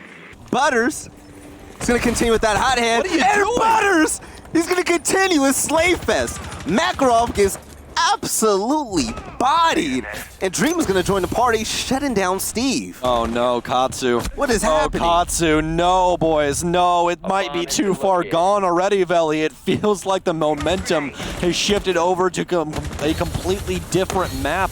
Habibi's getting smoked off. Toxic Babe out. They now know where he is. It's a pre-fire. He knows he's behind the shield. Butters, and that's going to be a Two-Face with a flawless round, and specifically Butters, the main man himself, with a 3K to start us off here on Consulate. Imagine just chilling on yellow stairs. Frag grenade comes and bops you. Makarov makes a risky peek. That was a really wide peek as well. No intel as Mozzie provided to him. I mean, he knows that somebody's out there. He knows that someone's going to be out there, and he was hoping that he was going to win that gunfight. But I didn't think that he was hoping that Butters was going to be at the end of that doorway. There's a difference between people that you see do this every single day of their lives. Yeah. You know, the top end of professionals we're talking about, like Joystick, Kanto, Vertical. All these guys are these amazing, amazing fraggers. And there's one thing that they always respect above all. Yes, I'm going for this kill, but I make sure to keep my body safe first. Yep. And that's what they always do. And that's something that's, especially even for me, folks, like when I go play, like, you guys know, like I'm an Ash main. I just literally like sprint the building and try and kill people. And it's something that I've even had to work on myself, of toning myself back and going, okay, I want these kills, but above all, if I can kill him and stay alive, that is the best avenue in order to do it. And for that, just a little bit of overcompensation on that wide swing gets him, as you said, bodied. There was no way you were making out of that with two people on two separate angles on that door. But overall, an amazing take by Two-Faced on yellow. Good utility usage with the EMPs to destroy the ADSs on the staircase. So what happened there was the EMPs of the Thatcher, Crazy threw them on top of the vending machine that sits below to elevate them so the radius would touch the ADSs that were sitting on the floor upstairs. Yeah. Incredible usage. I have not seen someone do that in a while that we've seen on screen. So just very, very good usage of those EMPs by Crazy. One thing I will say, Marcio, hold up the stat screen for a second. All right, so take a look at Team Dunkin' Donuts. Right Oh, now. no. Thank you, Oh, Right, no. so, no, seriously, I'm trying to make a point. Take a look at Team Dunkin' Donuts right now. No kills at all. And why? Wait. I was telling you, they're in. Letters is inside. The plane is going down. The plane's going down. Get the kill. Oh, they're going to follow it up, though. That's going to be Butters with two. It's a trade. No. Everyone's still upstairs. The plane hasn't even been confirmed. Dream's going back forward. It's going down inside of Kitchen, but they're inside of their house. They're stealing the cookies out of the cabinet, Veli. What is going on? Makarov and the rest now need to try and battle back. There's track stingers and everything to try and deal with. They have every angle under the sun to try and fight back. But the diffuser's already almost at halfway mark, and there's no angles upstairs. And Two-Faced just asserting their dominance over Katsu. How do you prepare yourself for that? Mozzie and Maestro, all that intel, but none given to your team. You allow Butters to walk into your house, pop a 2K, and say, all right, fam, go off. Get the plant down, and let's win this round. I'm seeing so many bad things coming in from Katsu. You know what that is? That's not respecting information at all on the defensive side. When you start off the map, somebody has to be on cameras. I'm serious. When the round starts, someone's job is cameras and cameras only. That's how you prevent that. And guess what they didn't do? Have someone on cameras. There's a camera inside of inside of Locker's hallway. Inside of that long Locker's hallway, it sits right next to Spiral. And you'd have been able to recognize out that they are rushing down. This is what's happening. We need to collapse onto site right now. Rotate down yellow. Go, go, go, go, go. And they didn't. And all of a sudden, they're inside of Kitchen. Yeah. The diffuser got set down the first time before they actually got it down. They started it at 2:35 on the clock. 2:35. That's insane. That's insane. And great drone work from Two-Faced to recognize how that they can just rush through tellers, drop into the blue hallway, and sprint. But overall, that is a completely botched round by Katsu. everybody on Katsu was looking west, but no one was watching their backs, and that was extremely unfortunate. The fact that no one said, hey, let me see if they're coming in from Visa. Let me see if they're dropping down server, and just allowed big Butters to dominate. Butters is 5-1 already, 2 rounds. 5-1, 2 rounds. Steve picked up the first kill, so he got promoted from a donut to a breadstick. And ever since the last round on Clubhouse, my biggest beef with Katsu is that these players are not in position to refrag for each other. We saw Maestro go down and no one was able to help him out. We saw the roamers go down, no one were able to get kills after that. We're starting to see the same thing this time around. There's only been 40 seconds off the clock, and we have people inside. Oh my goodness gracious, Veli. My brain's going to implode, friend. I cannot handle this. Frag grenade gonna pour in through piano. Falls off. Stop it! Perfectly cooked grenade. A pre-fire through. Creators letting them know who's boss. Switches over to the secondary. Katsu doesn't even know what hit him. Six trying to rotate back in. He gets the kill. Recognizes out that he's now on yellow stairs. But the plant's going down. They need help. They need to rotate back down to site. Dream going to confirm it. Filthy playing inside of Kitchen. Should have heard Six break that open. Playing the soft angle now. Should be a very, very easy kill. Bag Six. It's all left up to Makarov. He's going to have to make some magic happen, but everything's been barricaded. They do have some cameras still up in sight, but nothing that's going to help them out. Makarov rotating in through lockers now. Filthy still playing security room. Could capitalize on this last kill. He's going to break down the kitchen door, but as you guys saw, Filthy's already got the angle. This should be an easy kill for him. And guys, we've only been in this map for what, 2.5 minutes? I mean, I don't even know, Vel. And they already got 3 rounds on the board. Stop it. I am sorry. I know I'm a loud person. I know, chat. I know. But God bless, man. What are you doing, Katsu? Wake up. This is for LAN. Makarov with a Russian name, his team needs to start playing like they're from that area. So unfortunate, already down 3-0. It's Two-Face. They're going to be up 3-0 on attack, on Consulate of all maps. Butters is lights out. Butters is lights out. I'm going to have an aneurysm. You know what? If Two-Face wins, the producer, he's going to say, okay, guys, who's going to be your MVP? Hey, Marcio. It's just going to be Butters. I lied again. It is going to be a 2-0. I'm sorry. For the MVP, I take it back. For the MVP when Two-Face win, can we just get a picture of Butters and just slap it on the screen and just leave it there to the stream ends? If Butters does that at USN, I will get Butters, this the name Butters tattooed. Lord Butters. On somewhere. I'll get it. I swear to God. I'll do it. He has more kills than everybody combined on this roster. Stop it. Yeah, it's... I don't know, man. This looks like a King George stack against a bunch of Vellies. This just shouldn't happen at all. The main issue is here, just to get into the analytics to allow you guys to understand what's happened if you guys don't and why break it down to accomplish things. Katsu is breaking down. You can tell that this team is a husk right now. There's nothing going positive for them. They allowed the wall to just be open freely for literally no reason. No bandit trick attempt, nothing. Katsu is not doing their jobs on the defense. They're not even playing defense, Belly. Yeah. They're not playing defense. They're not playing the game, it looks like it. It's stressful when it comes down to it because Two-Face is literally just making you look like a highlight reel. This is a montage. Oh, but Butters. It's going to work his way towards Makarov, and Makarov is going to be a sitting duck in that corner. He's dead. Yeah, he's going to be dead if he gets droned out because they're going to put all their resources to take him out. And it's only a matter of time. They haven't seen him just yet. So momentarily, he's going to be safe. And this is possibly the slowest round we've seen so far. And we're at 2 minutes and 20 seconds, but Dream is going to shut me up as he pops Steve immediately. Got promoted to Doc, and then Doc got demoted to the graveyard. You have to feel for Katsu here, because they're trying everything under the sun in order to fix the issue. 6, what are you doing? Sit down. Go to your grave, friend. Hopping out yellow window like that. That's just put some respect on that name. Butters with another frag. That's already going to be 7 for him across 3 rounds, and that's all you could possibly want. Makarov might be able to make the big play here, but he's got claymores and everything else to worry about. He's trying to inch his way out. Can he get it? He can. Goes for the shot. Ends up taking down 2, and that's a way to battle back, folks. That's going to be Diffuser down outside. Crazy now knows that Makarov was downstairs. Two-Faced feeling themselves just a little bit too much, not respecting the play that Katsu can still play with. Makarov doing exactly what his team needed. Getting that beautiful 2K. Shooting out the Claymore, killing 2 players on Repel. That's a breath of life that Katsu desperately needed. Jaeger's down, Doc is out, but you still have Smoke and Legion to accompany Mozzie. Objective currently being planted. Frag grenade isn't going to hit his mark for once. Butters is going to be a bit off.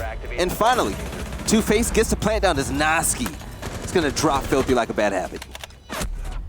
This information game from Two-Face right now, they're actually going to end up winning it out. Habibi, oh my goodness, the SMG-11 putting in the work that Katsu needed, but it's still going to be a very long road. Two-Face, that was a reality check that they needed because, again, they just got too free ball with it. No drone work downstairs. Makarov's able to pick up the 2K. This was all off of heroic plays from Katsu because Two-Face had it in the bag. They had the 2 initial kills. That's all they needed. But again, when you feel yourself a little bit too much, you stop doing what's important. There's a reason that you were so dominant in the 3 rounds before. And it's because you were doing the things that needed to be done. That time around, though, it was Makarov. It was Makarov. Makarov getting that 2K helped Katsu big time because things were starting to look ugly. It's very, very rough right now for Katsu because, well, they're trying to take these gunfights. I mean, you guys saw Steve upstairs try and peek back through as Doc and just immediately got removed. You know, they're trying to play up to what Two-Face is doing. I'm not mad at the aggressive play with him trying to put his team in the lead with an advantage. Oh no, absolutely not. You're gonna have to execute. You have to try and fight back. You can't just sit there and be like, I know what'll beat him. Let's just not peek anything. Yep. You know, that isn't what wins you games. The Katsu's still trying to play to win. That's the main thing I want to point out here. They're not playing not to lose, which is something that you and I talk about a lot. We see these teams just play turtle, they don't peek anything, and all of a sudden the other team just runs over them. That's why I respect what Katsu did. The aggressive plays, it worked, and they won around because of it. Don't change your philosophy and your play style if it works for you guys, because the moment you change your play style to match another team, you give them an advantage. You want the other team to play to counter what you're trying to do. You want your play style to outmatch theirs. Yeah, you know, counters work here and there, but find out what your identity is and pounce on that. Currently, down by 2 rounds, Katsu, they're going to have to work out a streak, because we saw last time they fell by 2. Two-Face ran away with it, but also at the same time, Katsu went up to 3 rounds, and they weren't able to win out after that last map. Katsu right now, especially after those first 3 rounds, just really look like they're letting the sand fall between their fingers instead of holding on to it, Belly.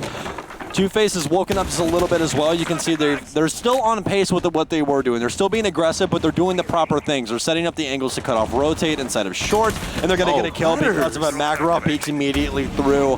And that angle is so hard to try and fight back, and that's who you wanted to kill. That pick is huge. That's Pulse. No more Nitro Cell being allowed to be played down low. Especially for the fact that IQ wasn't chosen, it made things so much easier for you guys. So no more Nitro Cell, no more Cardiac Sensor. And what's good about the Cardiac Sensor? Intel on top of Intel, the gift that keeps giving, and the fact that that is going to be out of play, big brain play by Butters. But Toxic Babe is going to stop Butters a little bit, but he's still going to wide peek it. He wants this gunfight and he wants this kill. Second Toxic Babe is going to be used to back Butters up, but he's not moving. He's pesty. He's persistent, and that's what we love. Oh, and a cutoff of the rotation from Noski, and that means no more Legion, no more Goom Mines. A nice shot from Habibi as he gets aggressive with the SMG-11, but Dream's already putting the diffuser down. Is going to abandon ship, though, as he recognizes out that, hey, Habibi's still upstairs. Have to worry about the angle for default, no. And Habibi again, as well as 6. These 2 in tandem, so very dangerous, and they're lighting the world on fire right now upstairs. I love it. Katsu starting to wake up. Last round, they had one eye open. This time, okay, I love it. Dream drops in 6. There we go, There we go. There we go, boys. Are back. We got a game, The boys are back. We got a game. Let's get it. It's 6, capping off for 2K to close out the round. And Katsu are now 1 round away. They want that 3rd map. I might have lied again, Marcio. I'm sorry. I don't know. It's like your cat. It's like every time you say that, you're caster cursing. I'm caster cursing it. Yes. Yeah. I don't know. You're like Two-Face is gonna 2-0. The Katsu wins 2 rounds straight. It's like, shut up, Sam. Yeah. I mean, that's probably Katsu's probably like, no, wait, go back. Stop. Stop him. I love him.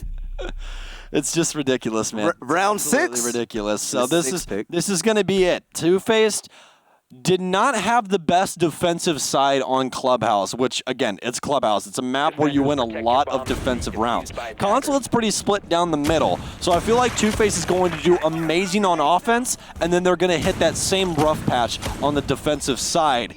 Unless they're able to capitalize on a roam game. If they're able to capitalize on a roam game, then I really see this going into their favor. But Katsu also looked very dominant on their offensive side of Clubhouse. So I feel like if this goes down the middle again, Belly, we might be going to a map 3. And it's pretty funny you say that, because I believe the strongest part about Katsu is going to be the roam game.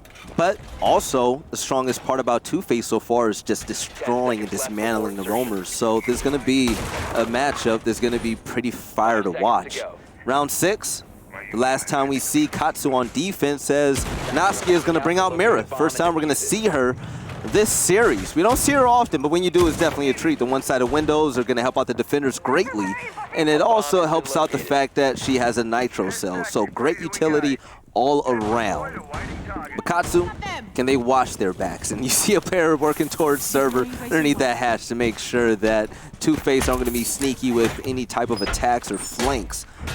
Noski opening up holes. He's going to have a great line of sight as the exothermic charge is going to be used immediately. There's going to be no type of defense coming in from Katsu. And why? We don't have Katsu and we don't have Kaid and we don't have Bandit in play to counter it at all. A very weird Mira setup here from Katsu as well. We do see her down here quite often, but now with this exact setup, we usually see both of the Miras dedicated inside of the security room with a small office downstairs. But we will have one set up on the kitchen wall instead. Still going to have one of them facing inside towards garage, though. Makarov going to be doing some work upstairs, takes down Butters. That's going to be a huge pick. Butters been able to capitalize on a lot of things so far.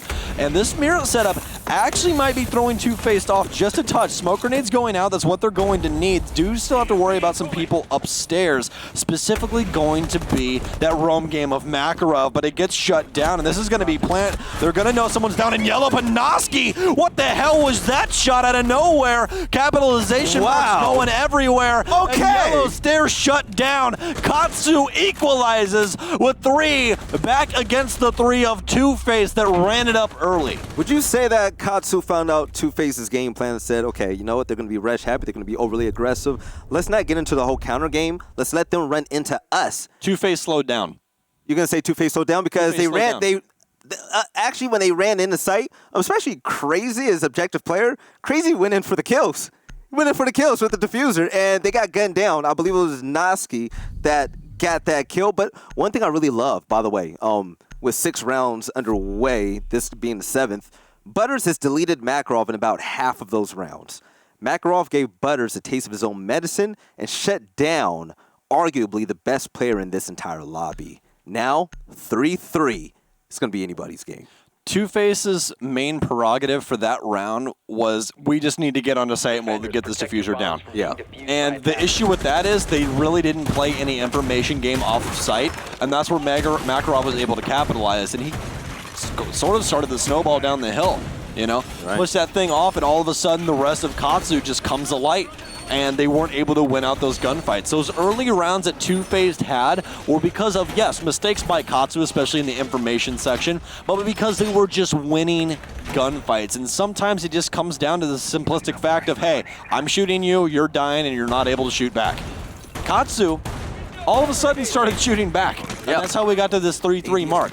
Now, the main thing is, going into this split, can Two-Face stand up on defense? Because if they can't, we're going to a map 3. If they fall in line with what they did on Clubhouse on their defensive side, we are most definitely going to a map 3. The leading fragger on Two-Face was Butters in the first, well, currently, but around the second round, Butters had about 5 to 6 kills. He only has 7 now.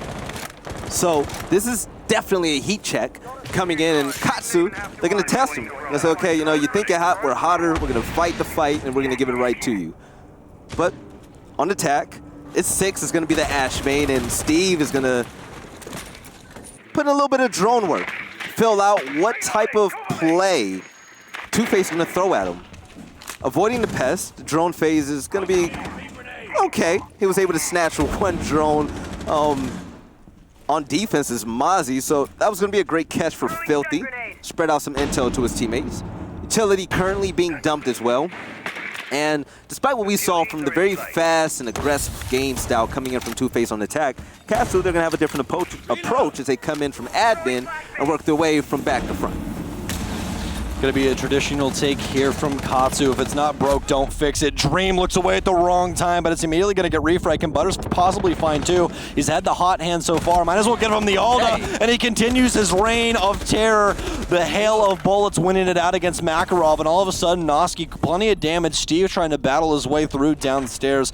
2 of his track stingers already set down. Worried about the roam game now, as it appears that Filthy has been downstairs working those drones, and Steve now rotating up admin. Gridlock's now going down. That's going to be the last set of tracks as well. Yeah, we saw the flank coming in from the roam player. The moment the track stinger started to be activated, he was like, all right, man, you know, I waited too long to make this push. So that's the one good thing about Gridlock. Her utility, she's plentiful of them. She's thick in that inventory when it comes to that. Yeah, smoke grenades, you have the track stingers. She's pretty much phenomenal. And that F90 puts in a lot of work. I love her LMG. Pretty shocked that Steve isn't going to be using that. The F90 is actually insane. It is? It is. I've only used the LMG for her. ACOG, muzzle brake, and vertical grip. I remember the setup correctly. It's either that or flash hider, but it is a literal laser beam. There is no recoil at all. Amazing weapon. Okay. Steve working his way on projector balcony, looking for any type of jump outs, which aren't going to come at the moment. ADS is currently being burned, and Crazy is going to wait until one player comes up those stairs. But Steve on the other end is going to drop Filthy. And a double kill coming in from Steve is going to be a 2v3, puts his team in the lead. Oh no, it's all falling apart in their hands. They were 4 up, they thought they were good, they were just trying to delay time, but Katsu finds their way through. A quick shot towards the window, but no Katsu, and specifically Steve winning out round 7, and Nog, my God, man, what a round from him. Okay, Steve and the rest of his team, what's that, 4 straight? Yeah. That is indeed 4 straight. And the issue is that Two-Face were so focused on a single point of what Katsu was doing. Yeah. They're not just going to attack from a single point, guys. This isn't year 2. This is year 4. We're not just doing a one-front assault. Rotate somebody, get some magic to happen. You guys have been seeing Laxing do this for years at this point. And you don't think somebody else is going to come from a different angle? Come on now. And you get chewed up from it, man. You get chewed up from it. So, again, what we talked about earlier in the last map, bring it back to center, get your head on straight, and specifically, whoever is IGLing on this team, make sure you guys are covering all your bases. That's your job. Your job is the one to have the brain. Their jobs are the ones to point and click. Game still too close to call. Two-Face won 3 straight, and Katsu said, I'm going to do you one better. Give us 4 on our end. And still, no one can call how this game is going to turn out, but Two-Face, I'm not going to say that they're slowing down at all, because these guys are still playing extremely well. It's just Katsu, they've been playing better. Butters still, as Maestro has been lights out, able to get the 2K, and unfortunately the rest of his team was able to pick it up for him. But Katsu, they want to take it to map 3. Let's see if they can do it. Now we'll take snowball for 100, John. That's what we're dealing with right now. The snowball effect. Going with both of these teams, it seems that momentum is the name of the game, which even with our current setup and how we play Rainbow Six Siege with staying on the same side, we still have some trouble when it comes to that split of trying to keep that momentum in between maps and what have you. But this game specifically, it's just a momentum fest. Whoever ends 100%. Up getting that round can just rack those rounds up repeatedly over and over again. And Katsu right now is raining down a hell on Two-Face. Stokes, we thought this was going to be a blowout. This turned out to be such an exciting game. I found out I'm a curse again, so that's good. I mean, that's fine. Oh, the Allied Miner, I forgot about that. Oh, God, dude, that was an event. Yes, it was. That was a series of unfortunate events for my picks. Yeah, but I love the change of pace that we're currently seeing. Fast and Furious, Two-Face, and just methodical fragging from Katsu. EMP currently being played from Noski, and it's going to open things up for the rest of his team as they work their way into sight. We still see It's 6 on Ash. We're going to see him pop off once more as Filthy. Take a look at that hiding spot he's in. I wonder if he's going to sneak up on Steve this time around. We saw this cat and mouse battle before as Steve threw out the track stingers and stopped any type of flank coming in behind him. And Steve was he had a pivotal role in winning the last round. But with the peak being there, Steve is going to challenge it. Unable to connect at the moment. I wonder when the flank is going to come through. Oh, but if it happens, 6-6 is going to be right there.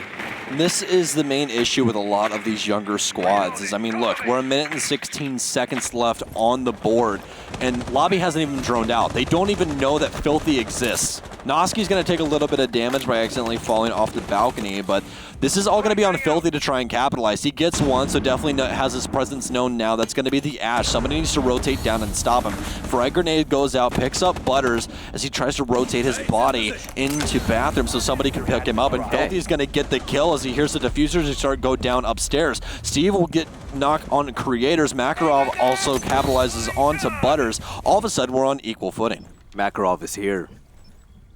Nitro Cell, headshot. He's going to do it all. But Steve's still in Projector. He's not going to get challenged at all. I wonder if Filthy can get a really good flank. And he's rushing up the stairs at the moment as Noski and Makarov takes out 2 players from Two-Face. It's going to be all up to Filthy in that late flank. Yeah, that hurt him big. So now, with the verticality in play, he's going to use that super shotty to open up a few holes in the roof ahead of him and walking around the corner. Makarov is going to meet him, shut him down, body shots, and Katsu are looking phenomenal at this point in time. What are your thoughts? That was a deep sigh, man. It's just... The game got flipped on its head. Yeah, the game got flipped on its head, but it's, to be completely honest, it's all Two-Face's fault. Yeah. It really is. With their offensive side, they had everything that they could have possibly wanted and more, and then you just stopped respecting your opponent. That was the issue. Like, yes, you did do the things that really threw them off kilter. You had the rush into kitchen, all of that stuff, and all of a sudden you rack up 3 rounds and you're on top of the world. And then again, you just forget that you actually have a job to do. And that's continued to plague Two-Faced.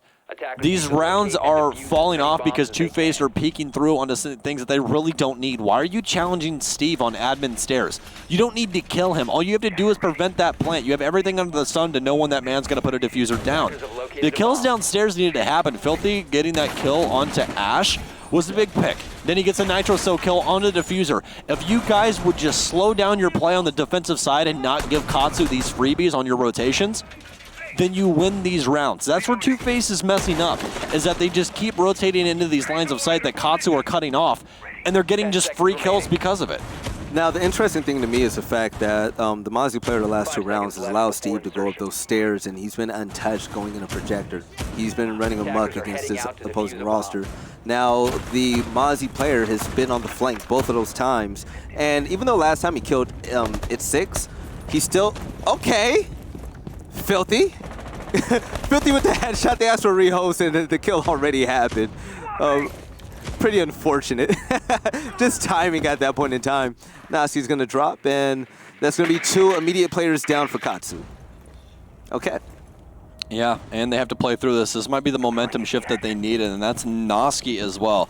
Hasn't been exactly lighting the world on fire, but that's perfectly fine. Again, that's still going to be a pick. Now, the context of what I was talking about earlier, so the rehost could have happened if a player didn't die. Oh, that's Thatcher. Yeah. If a player didn't die, or if it was within, or no, if a player took any type of damage on both sides, or if they caught it before a certain amount of time, I believe is the prep phase, but it was just too late. By the time they hit the chat, a death already happened. So pretty unfortunate in regards to timing, and the frag grenades coming through. It's 6, racks up a headshot on creators.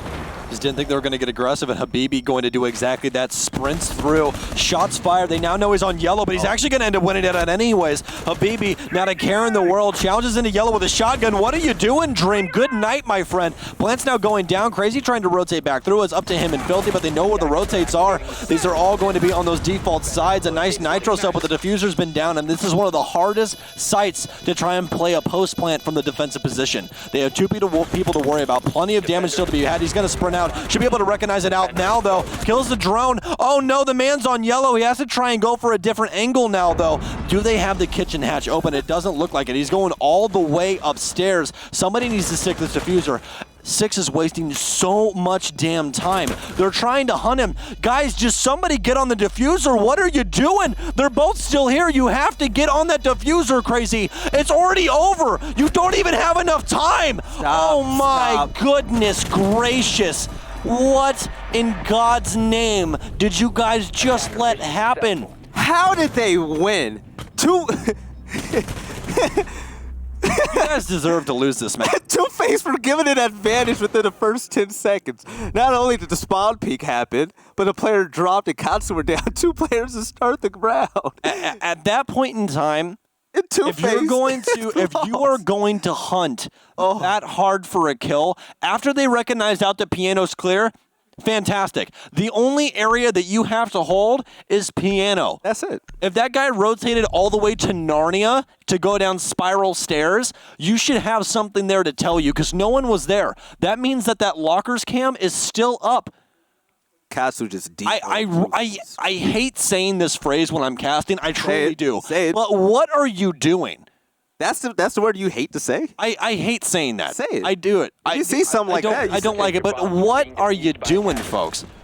This is where your IGL is supposed to take over and go, it's clear. Somebody get on diffuser. Somebody get on diffuser. Because even at that point in time, they waited so damn long that they couldn't even diffuse it if you stuck it. Yeah. Crazy as a former professional player, and you let that slip through your hands, man. Come on, my friend. It's not even that. Just this entire team in general. You're blessed with 2 players immediately going down for Katsu. Great plays by Katsu. Still, though, man. Katsu gunned out. Shout out. It was 3v5. No, shout out to Habibi. Habibi is a grown man this game. And the reason why I'm saying that, once he got that hard breach down, he turned from thermite to fragmite. He ran to the right side of that right truck and destroyed Maestro. Destroyed him. His aim was kind of off when it came to that wall bang, but when Maestro tried to challenge him face up, he clapped him immediately. Katsu ran away with that. Great play coming in from the Ash main. And Katsu are 1 round away from winning map number 2. You know what this looks like? It looks like the clubhouse game we just played. It looks exactly like this is exactly as the clubhouse game. Well, chat, you're getting a map 3. We haven't had one in a very long time. We didn't have any of the relegations earlier today because BDS and Force just smacked the hell out of the former Pro League teams. Yeah.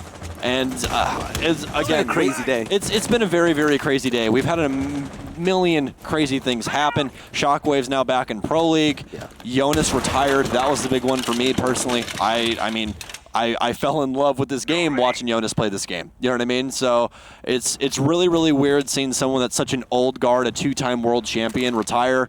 So that's going to hit home for a lot of people seeing him no longer play the game anymore.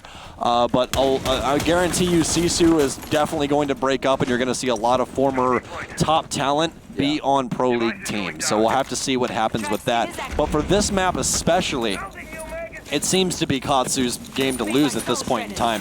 Steve's going to dedicate his last 2 track stingers to the bottom of Spiral as 6 works his way down yellow. Nitro Cell in hand, Creator's going to keep it a little bit too long, but does not end up bagging a kill for it. Okay, so great utility being wasted is utility being successful on the attacking end. Katsu opening up that panel on Garage, both panels actually. It's not going to be any type of counter. This is where the gunplay is going to set in. Noski looking for somebody being prone, seeing if there's an evil eye in play, and Steve is going to drop Filthy. But, oh, no, go back. Yeah, we saw Steve running up the stairs. I saw it coming. I mean, we saw Creators running up the stairs, and as Steve looked away, we changed point of view, and I guess Steve flicked on him and dropped him immediately. There's going to be another player on the left side of those stairs, though. But he's going to be patient. No, he's not. Crazy lets off his position by pre-firing. It's not going to connect, but Butters definitely will. Two-Face looking rough at the moment. This Katsu is just destroying him. Oh no. Goes for the prone with the M590, but he's going to get followed up by 6 on the flank. All of a sudden up to Crazy. He's going to have to do something with this namesake, but it's not going to happen. And all of a sudden we're going to a map 3. Shout out to Katsu. Shout out to Katsu. And like I said before the map started, the reason why we were so hard on this team is because we know what they're capable of. Oh, absolutely. And they're capable of doing exactly that.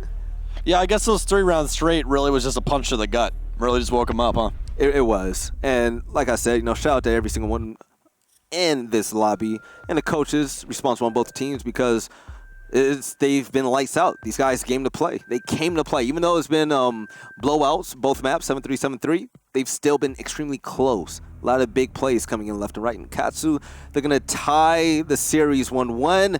That means we're going to overtime. Yes, we are. And if you guys aren't used to us going to a map 3, which you really shouldn't be, we haven't done it very often here, we have a break in between the second and third map so people can go use the bathroom, and specifically we can go and get water and not die. But that map overall was just the Katsu show. It started off so well for Two-Face, but Katsu eventually woke up. I don't really know, maybe drank one of our Mountain Dew Amp Game Fuels. I couldn't tell you, Veli, but they were on fire. All of a sudden, their offensive side was just so very aggressive. They were doing all the proper things, able to isolate out all of the rotations needed to shut down this defense. And the main thing for Two-Faced is they turtled. Especially on the defensive side, they turtled. Actually, there was no more aggressive play, no roaming literally at all unless they were on console. If they were on the console side, then yeah, they had Filthy all the way downstairs by his lonesome. Okay. But other than that, we saw nothing aggressive to the outside of the building. Sorry, I almost cut you off you're good. Twice. You're good, buddy. You're fine. Pretty excited. I'm going to have to I want to say that they weren't aggressive when they needed to be, but they were too aggressive when they didn't have to be. One of the determining factors from this win, I want to say all out is going to be Steve. Steve has been one of the slowest moving players on this roster, in this lobby entirely, and he has been racking up kills left and right. Everyone has been rushing him. Everyone has been peeking him. And he's been in that whole admin stair area this entire map. And he's been unstoppable, whether it's going to projector to dominate and lock things down or just getting kills outright, going down to a garage and cafeteria. They haven't been able to stop him. Constant peaks, and he's able to get flicks and kills. Steve has been that guy. I love this pickup. Nog woke up, man. Nog woke up. Yeah. That first map on Clubhouse, it just seemed that Katsu weren't here to play. I agree. And now we have a match on our hands. It's 1-1, and we're going to end it on basically the rust of Rainbow Six. You can't think right now because it's just so crazy. I can think, but we're basically going to the rust of Rainbow Six Siege. We're going to Coastline. Yeah.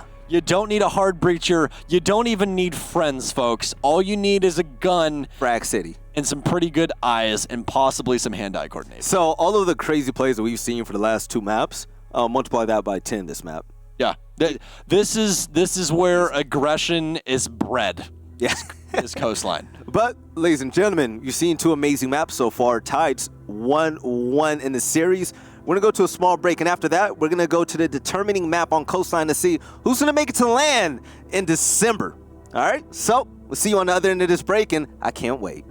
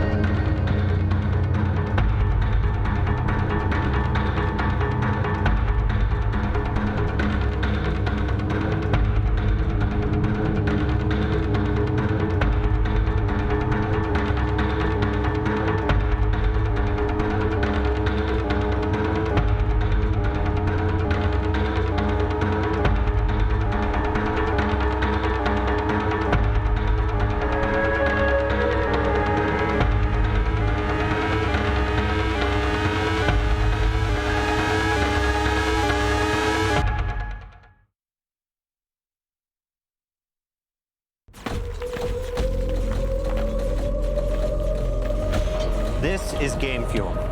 16 ounces of pure annihilation.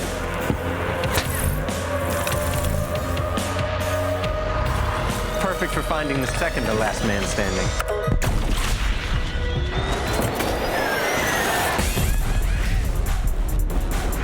Tastes like berry-flavored wind sauce.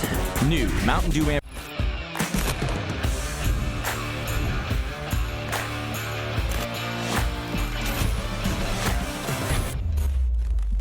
All right, ladies and gentlemen, this is it. Hello. All right, so last map, last game of the qualifier. Yep. Since the beginning of the year, it's all come down to this. Yes, sir. We saw a 7-3 first map on Clubhouse, right? Then after that, what happened? One team went up 3-0. Two-Face dropped it. Katsu dropped them to win 7 rounds straight. So now we're here on tiebreaker map. 7 rounds straight. Very That's impressive. I didn't, it didn't process until the break hit, and I went to the bathroom, and I'm washing my hands. I was like, damn, they won 7 straight. Yeah. It happened so fast, and they were so dominant doing it. But you know what, Sam? This is it. Katsu and Two-Face on Coastline. You couldn't have asked for a better matchup on a better map to decide who's going to go to Las Vegas at the Penn and Teller Theater at the USN Finals. Ladies and gentlemen, this is our last map of the 2019 season for the United States Nationals. It's Katsu. It's Two-Faced. Best of 3. We're on the last map, as Veli just said. It's going to be Coastline. What could possibly be more North American? Somebody is going to come out of this cage a champion and is going to be going off of the wild card ticket to Las Vegas, Nevada. Nomad, Jackal, and Echo banned out so far on Coastline. It's pretty funny for the fact that I don't believe Jackal was chosen once on Clubhouse or Consulate, and he's finally going to get banned out. So no Jackal use at all this series. Valkyrie being banned as well. So her and Echo both being banned, that takes away a lot of cameras, a lot of intel. Yeah, plenty of intel indeed. I think that the main thing here is that we didn't see any hard breach banned out, which is a good thing because obviously it's Coastline. But the one that we will see pop up every once in a while on Coastline is Habana, which she's used very nichely, but she's used specifically for the billiards hookah site where you can open up the wall for couches, and are allowed to see in towards where Smoke usually lies, where he wants to put his toxic babes down. And we're already going to have some interesting picks out here. I think that we're pulling out all the stops, Veli. All right, so 6 picks are coming through, and it's going to be Pulse and Nook. We haven't seen a lot of Nook at all. We've seen her being played with Geo. We saw her, I believe, about 2-3 weeks ago. As well as Aces. On Bank. Yeah, Aces did it as well and was very, very impressive on it. And actually on this map. And the one thing I will definitely say is that when Nook is played properly, she has been a big play attacker. Her ability stops her from being seen from any type of cameras unless she steps on barbed wire. That happens, you see a little glitch in the camera, but still she can come in undetected and rack up a few kills. And before we went to this map, because both games went 7-3, 7-3, we did a coin flip. Katsu won and they chose to play attack. And the reason that coin flip happened, folks, is because we were even on round count. Both maps went 7-3 to the respective teams. We have to do a coin flip to decide who gets to pick the side. So obviously Katsu won. They allocated themselves over towards attack. Double bar going to be the first pick for Two-Faced here, which pretty unique. We don't see that too often where we start off on this site. Traditionally speaking, we start off upstairs inside a hookah billiards, go down to kitchen, and then use this as a tertiary site. Yeah. But you can make every single site inside of this entire map work, especially since Mira is still available. But with one more map to go to land, you have to bring out all the stops. Noski, Strone's going to see a defender, and with Legion in play, those Guma is going to be pesky. I know Sam isn't the biggest fan of Legion, but he is one of the most powerful roamers in the game. I'm going to say behind Mozzie most definitely. And already coming in, you see the shield, the slits. It's going to be able to peek up and see Steve, but Steve and Noski worked together to take out Filthy before any shot was fired at Steve. So, big blow is, it's going to be no more traps set by Filthy as Legion. This is a very rough hold from Two-Face as well. They have no presence upstairs, and that's what this site needs you to do. Hold down the upstairs. Otherwise, the vertical play comes in, and it's basically free pickings for the offense, especially with the buck on the field and the likes of Makarov. You guys know that's his favorite operator, and then you're also going to give him vertical pressure? That's insanity. Okay, so it's intel against intel, and right now Post has to jump. Habibi runs in and drops crazy, so no more Legion and no more smoke. Two great defenders are already taken out, and Katsu gonna have the definite lead. Noski activating his ability, but he's gonna get dropped extremely fast by Butters, and this has been a frag fest. A 3v3 immediately as Creators is gonna even the odds. But still, Gridlock, aka Steve, is still gonna be alive, and he's gonna continue putting out a lot of damage and cover from this window. He hasn't been stopped just yet. Butters somehow makes it out, but Makarov doing what he does best, gets a kill with a frag grenade on Creators, but it gets traded out immediately by Dream onto 6, so we're still at equal man count. Butters somehow still alive. He shouldn't have made it out of blue bar, but no one was holding his cross for the door to office. Steve now has to try and get this diffuser down. He's going to need the help of Makarov in order to do so, who's holding down Cool Vibes. Already identified out. Butters should be able to work his way in. Nobody has the cross. He's going to get the kill. No. And Two-Face starting things off right here on Coastline. So what's funny about this is that the producer came up to us and asked us for our predictions for this last map, and you and I both said, respectively, we can't do that. Nope. This is a matchup where what we've seen from both maps, we really do not know what to expect. But you know what? You guys hear all day about what we think. In the chat, show me some love. Who do you guys think is going to take this map? It's going to be Two-Face or Katsu. Get your spams up. Yeah, so far Two-Face up 1-0. A game that could have gone either way, but Habibi is going to be a lion. Yeah, and that might be the change that they need. Katsu is going to have to think on their feet. All of a sudden, we're a best of one. We're on an equal playing field. You guys are already down a round. Make these adjustments. That's what you need to do. That's a sign of a good team. When you're having trouble, identify the issues and then fix it. And that's something that we have not seen from either of these teams throughout this entire series so far. This is actually one of the first times that we've seen them make a serious adjustment in operator lineup. Yep, and for those of you in there, the majority of you guys played, thousands of hours on Siege, you watch every single tournament, but to the new guys, I'm talking to you right now. What we just saw was a 6 pick. What a 6 pick means is that one player on each team, they're given a chance to pick another operator that the opposing team cannot see. And one thing that Steve did, he switched from Gridlock to Blackbeard. Blackbeard, and everyone knows it, is such a dangerous operator. Why? He has 2 shields that goes on top of his gun, and it protects his face. It makes him extremely hard to kill, whether he's on repel or in just straight up gunfights, as the opposing player naturally tends to aim at his head. So having that advantage times 2, Steve is gonna, I'm expecting him to work some magic and frag out. Butter's going to take damage extremely early on, more than likely going for a spawn peek that didn't work out in his favor, but at least he's not dead. That's the main thing, especially because he is Mozzie. That man offers so much utility even when he's alive, folks. Has that secondary shotgun as well as a nitro cell that can always help you out. Drone play going in for Katsu now, recognizing out that Two-Face did give up that vertical pressure the last time, but they weren't able to capitalize on it like they wanted to. Yep. If they were able to take over the full area upstairs and then open up all of those angles, it was going to be like shooting fish in a barrel. Instead, they went for the horizontal play, and it blew up in their face. Steve has taken a significant amount of damage, and I can only imagine it's due to a lot of body shots, and I'm saying that because he still has 2 shields left on top of his gun. Now, that's dangerous. He's in dangerous territory. He's going to have to come out on top when it comes to these gunfights. But still, a lot of intel operators in play, Lion on attack, Post on defense. And it's going to be up to those 2 players to swing the odds into their own favor. A bomb has been located. But one thing I like about Coastline is the fact that we see a lot of Twitch play. And Twitch, she's fast and heavy when it comes to the gunfire. That F2 puts out a significant amount of damage, and you see her quite often. Massive is going to go down immediately, so this Blackbeard pick hasn't been working out for him yet. The EE1D currently in play, and I believe a jump out is being baited to kill Blackbeard. No, Makarov is going to be able to get the kill on Steve, and he's going to have a fighting chance. And I still believe he has a shield left, so that helps him out a lot. Yeah, he does. He actually has both of them. A little bit of damage done to his initial one, but it doesn't look like we have any windows prepped here. Butters is just waiting, sets himself up for that secondary Lion. Creators gets a kill into Noski. That's going to be a pretty big pick as well, though Zofia going to be off the board.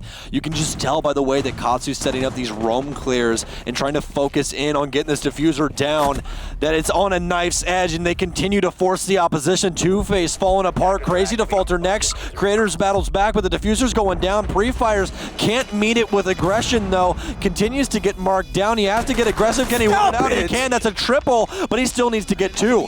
Picks up Creators. That Alda can definitely help him out, but no, it's going to be a rotation up. Cool vibes by Makarov for the double.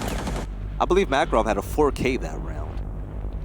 He opened things up with a frag grenade, picked up a kill, roamed upstairs, and then, yeah, he got a quad. Rode upstairs and got that 2K to close out the round. I love the aggressive pistol push coming in from Two-Face, but unfortunately, time was on their side as the revive was the right play. He did nothing wrong. It was just that Makarov had to jump on him with the flank. But one thing I do like to see, and I like to shout out Steve for choosing some really fun operators right now. Blackbeard, Gridlock, and now my man Clapatow.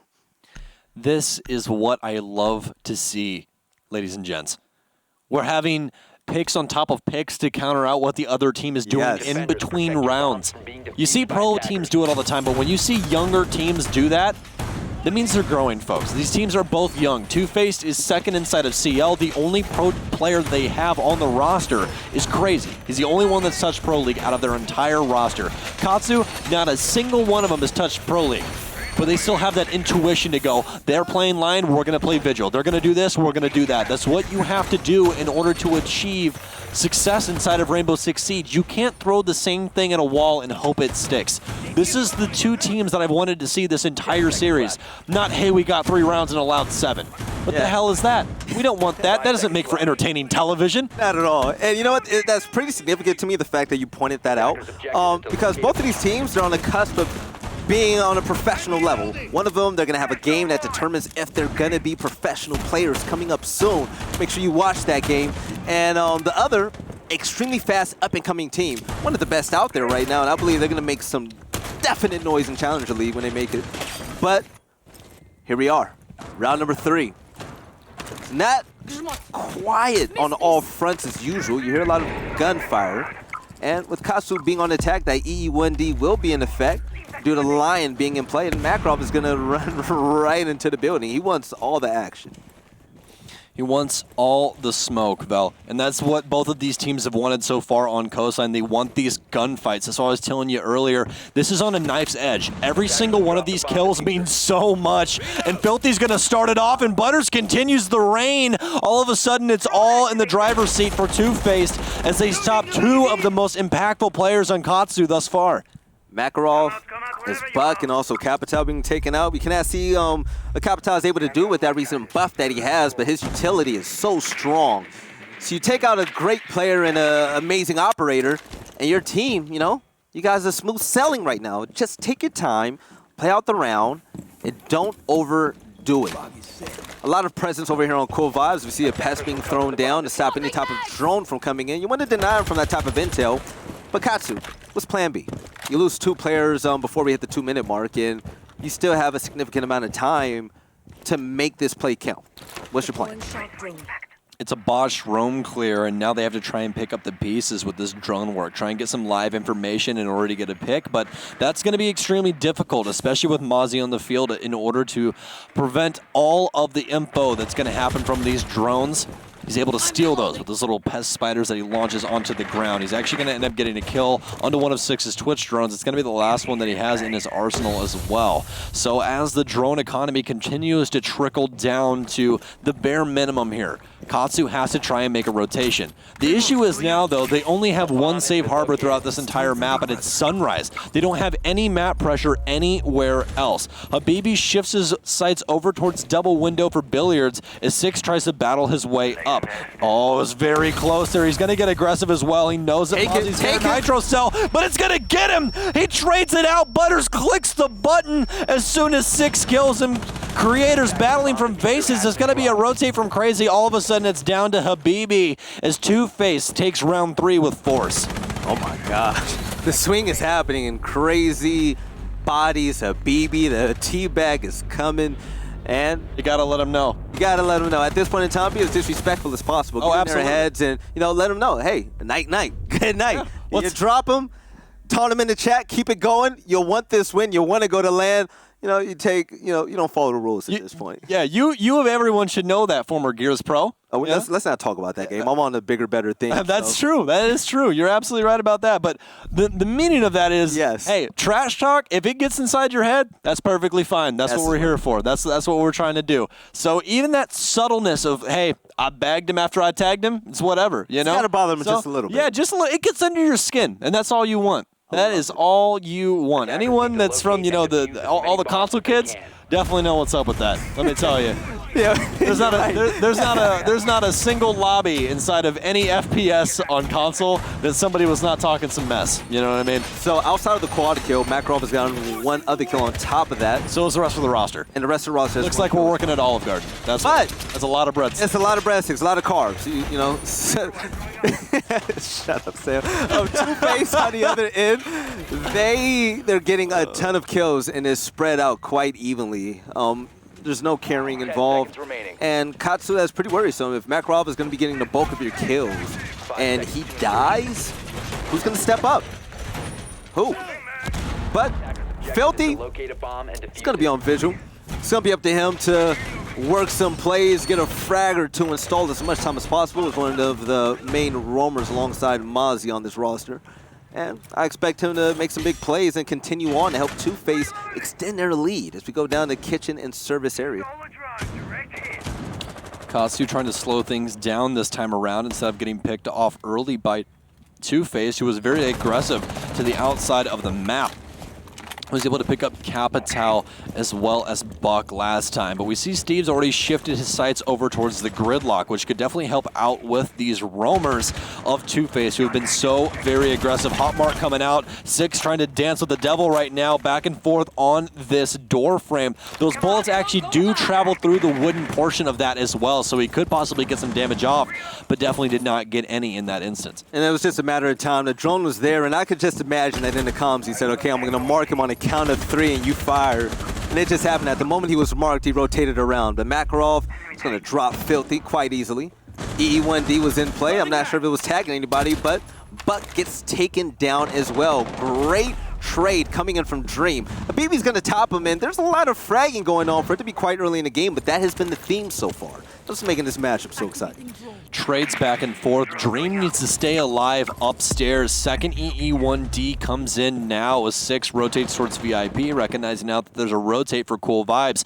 Creators placed inside of Sunrise. Obviously, site's going to be kitchen. That's what they need to lock down. They need to keep Crazy alive here. He's the only one with utility that can possibly prevent any more. Creators might possibly still have a Nitro Cell in his kit, but he's better off-site trying to hold things down from these angles instead of everyone just portioning it in and getting gunned down. Take a look at 2 of the operators that died. It's pretty unfortunate for the fact that Maestro is unable to use the Evil Eyes as zapping on top of drones or players coming into sight. But also, Vigil, who's a counter to the line, is not able to get detected once his ability is activated. He's down as well. So 2 players down for Two-Face that are quite important to this team and that strategy. As the Toxic Babe is currently used, we're seeing both teams now throttling to that choke point. We need to see a rotate here from Katsu. This is getting into very treacherous territory here, Velo. Only 30 seconds left, and he still has 2 Toxic Babes in his kit. All he has to do is wait for that diffuser to go down and then throw one. He doesn't have to waste them at all. He's going to continue to do so. He eats a little bit of damage, but ends up rotating through. How is Crazy still alive? This is supposed to be no man's land, and all of a sudden he's inside a bathroom, and you can't even see him from the footholds. This is such a safe location to play. He pops another one, but Creators gets 2! Oh my God! Six, it's all left up to you with 5 seconds, but no, Two-Face claim round 4 and start the teeter-totter. Creators got loose on that one. Look at the little bullet hole. Yes, it's annoying, but it works, and that's all that matters. Able to get a kill and a down, and the last kill was wrapped up by his duo. As they won that round, it was pretty fun to watch Crazy make that play. Throwing out those 2 Toxic Babes to keep the attackers at bay. he said, you know what, I have to get out of here. We cannot bunch up right here behind that reinforced wall. It's going to give this team an easy 2K if they happen to wrap around. So what he did was he ran right over the bathroom, jumped on top of that sink where they couldn't see his feet, and he continued to put in work for this roster. Two-Face currently up 3-1, and Capital is going to be back in the mix. Two-Face, the first one to string some rounds together here on Coastline. Otherwise, that teeter-totter was just rocking back and forth Valley. And honestly, that's all off of a major mistake by Katsu. Yeah. How was Crazy allowed to rotate through to bathroom when you have every single angle open and being watched upstairs? There is no way that that man is supposed to be able to rotate across pantry in that instance. There is no way, but he was able to accomplish that. Locks down the last door that they needed to be able to shut down the site, and then we saw that amazing kill by Creators out towards the door of delivery through the smoke. He just saw some movement and shot, and that was all they needed to be able to secure the round. That was Katsu's to lose, and that's exactly what they did. They just threw it right into the fire. So, for Katsu, only 2 players on this roster, and we're in round number 5 right now. Only 2 players on that roster have more than 1 kill. Need to pick it up. Stokes said before the map started, this is a gunner's dream to play on this map. And so far, it only looks like Two-Face came to play. The main round that was won for Katsu was because of the fact that Makarov was able to pick up a 4K. That's not going to happen all the time. You're going to need equal effort coming in from every single individual on your team. So, working together. It's 6. He's going to be the leader of the peak party. Not going to see anybody just yet, but he heard the barricaded window go down, and he's playing cautiously, working towards luggage. But at the bottom of those steps, he's going to have a visitor that's going to pop up and try to secure that kill. But can Dream make it happen? Slowly creeping towards Dream. Dream can be treated with the kill, but with the Claymore dropping down, oh, Dream! It's going to be off the mark. No one's got that kill, but the rotation was way too fast, so it's only a matter of seconds. Oh, a nice kill for Filthy as he sits inside a VIP. No drone work for Katsu. They're making fatal errors here, folks. You can't be doing that. You have to have somebody with the info game. You can't just trust the EE1D of the Lion, and Two-Face is doing double duty on defense. They have Creators on the pulse scanner able to read into all the moves of what Katsu want to try and perform on this offensive side. Okay. So just Buck is down, and Makarov, it's unfortunate. The frag grenade specialist isn't going to be able to use any, and despite that 4K, he's had 2 straight kills round after that, but it hasn't been enough, and dropping early. Oh my God, Filthy! Filthy is disgusting.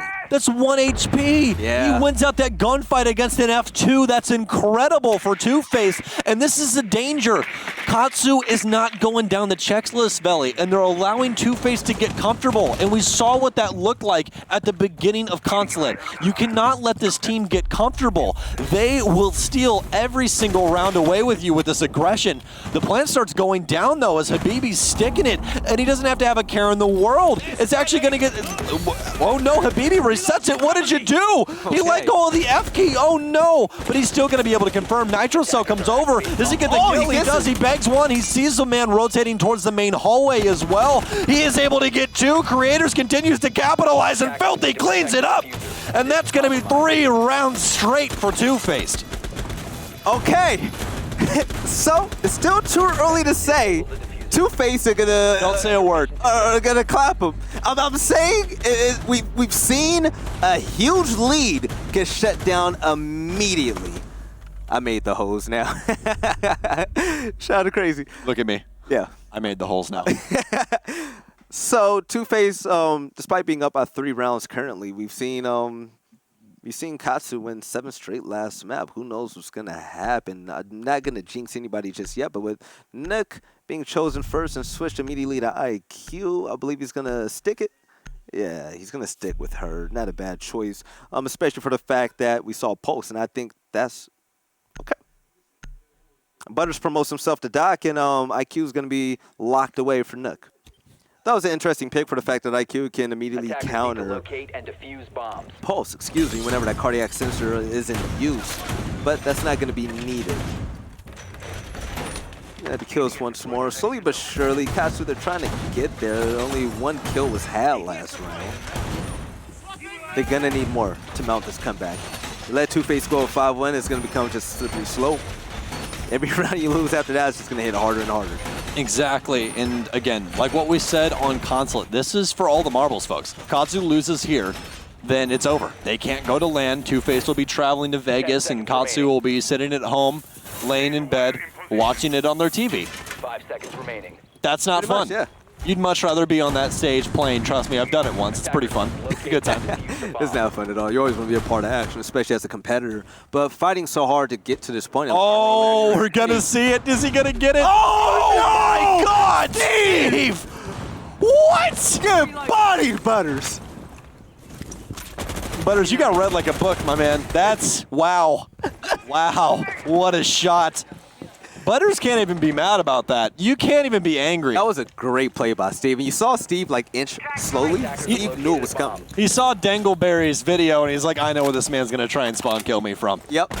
That was, wow. That was an incredible shot, but we've already equalized, and it's your main man, Veli. Makarov's now down. No more frag grenades on the board for the offense. That's not going to be my main man anymore. My main man isn't going to be on first blood 2 rounds in a row. So Makarov definitely is going to have to wake up, especially bringing in those skeleton keys and the important utility with the frag grenades. On this map, skeleton keys are extremely important to add a lot of verticality to catch your opponent off guard. If you can't do that, you just open things up for the opposing team. And Filthy is on fire at the moment, picking up his 2nd in the round, and it is still so early.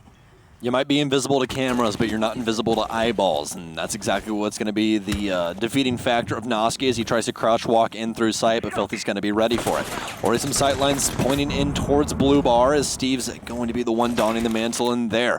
They need to get some pressure in towards sight now. They're about halfway through, but they've lost 2 key operators. Noski, if he could have played it out a little bit longer, definitely could have been extremely impactful if played when things turned to, when things inside of the round turned to absolute chaos. Concussions now pouring in from Habibi. They have aquarium control, but again, these one-pincer attacks are not going to work against Two-Face. They have a very bad habit of focusing in on one area of the map. So if you're going to just push that one area, you need to try and apply some other pressure, because otherwise you're going to have stuff like this happen. Filthy gets a triple on the round. He's bagged every single kill so far. Steve's trying to fight in through aquarium door, but he immediately gets taken out by creators. It's all up to 6. He's only got 25 rounds in that clip now. Remember, the F2 just got a recent nerf.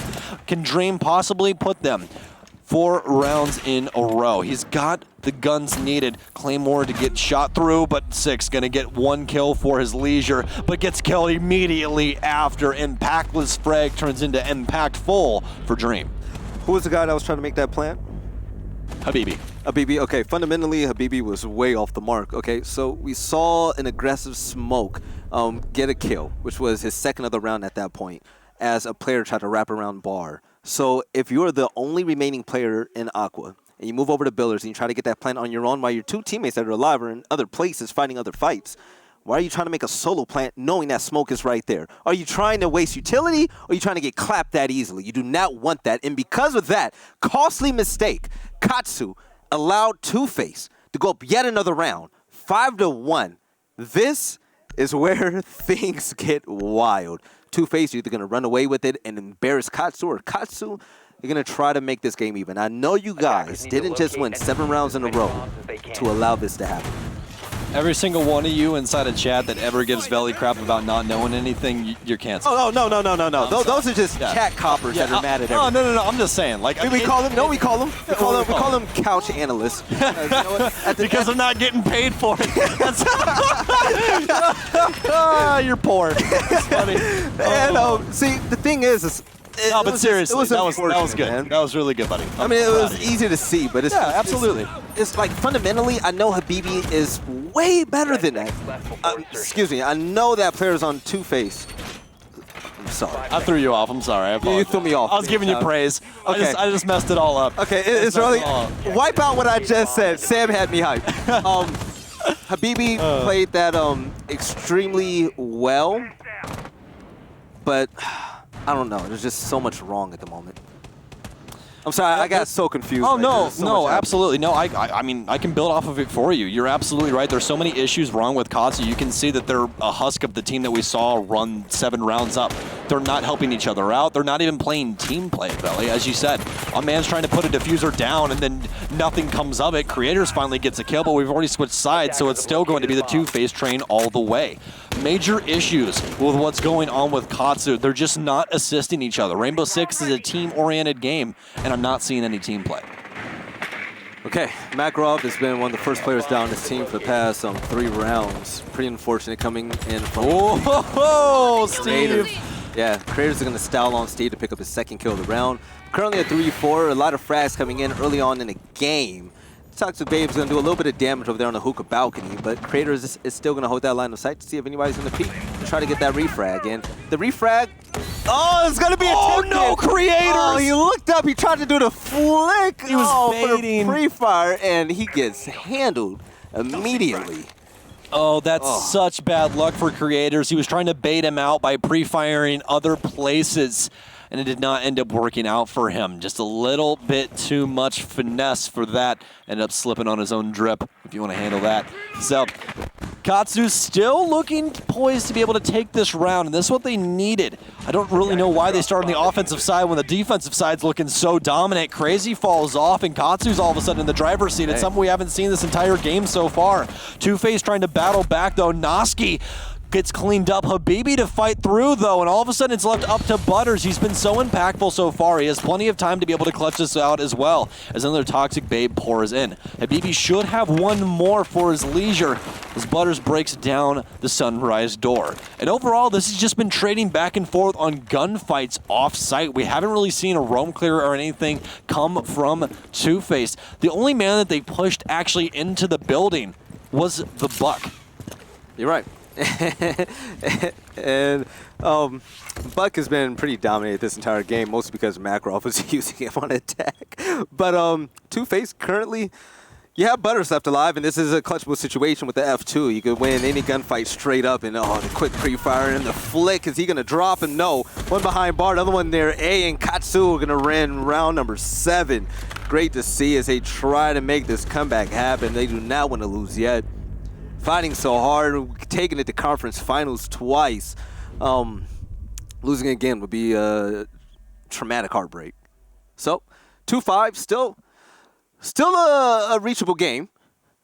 Katsu, hopefully they could build on this type of momentum. This is a time where you want to start the comeback, Veli, because mistakes can still happen and be acceptable because you haven't allowed them to get to map point yet. So, you want to rack up as many rounds as possible before you make that misstep. If you can get all of them right now and complete the 7-5, better on you. But up until that, you do not want to try and give them this round in order to push this to map point, because then there cannot be a single mistake. You're right. And mistakes is something that Katsu have been having round in and round out. But Two-Face, they're getting caught up. They're getting caught up momentarily. Small mistakes here or there, and Katsu's capitalizing. I really love the Noski pick on Pulse because, why not? Why not gather as much intel as needed and try to utilize that nitrocell and the intel, the constant feed of intel coming into you to stop Two-Face attack. Looking at the stats, who had 11 kills at the bottom? Creators. Creators has been great. And the thing about Creators, even though he has 11 kills, he's been quietly amazing. Yeah, the first 2 maps. No, I see what you're. Yeah, I see what you're getting at. He's been off in the shadows doing the dirty work. That's what he's been doing. And even now, I mean, I guarantee no one was like, Creators has 11 kills because he just hasn't been there. But you know why? It's for the fact that Butters has been the flashiest player who's made a huge impact. But his Creators that's coming in, and he's getting those silent 2Ks to swing around in his favor. He's always getting the refrags, always crisp on the rotations and the callouts. And it's been a phenomenal factor to this team.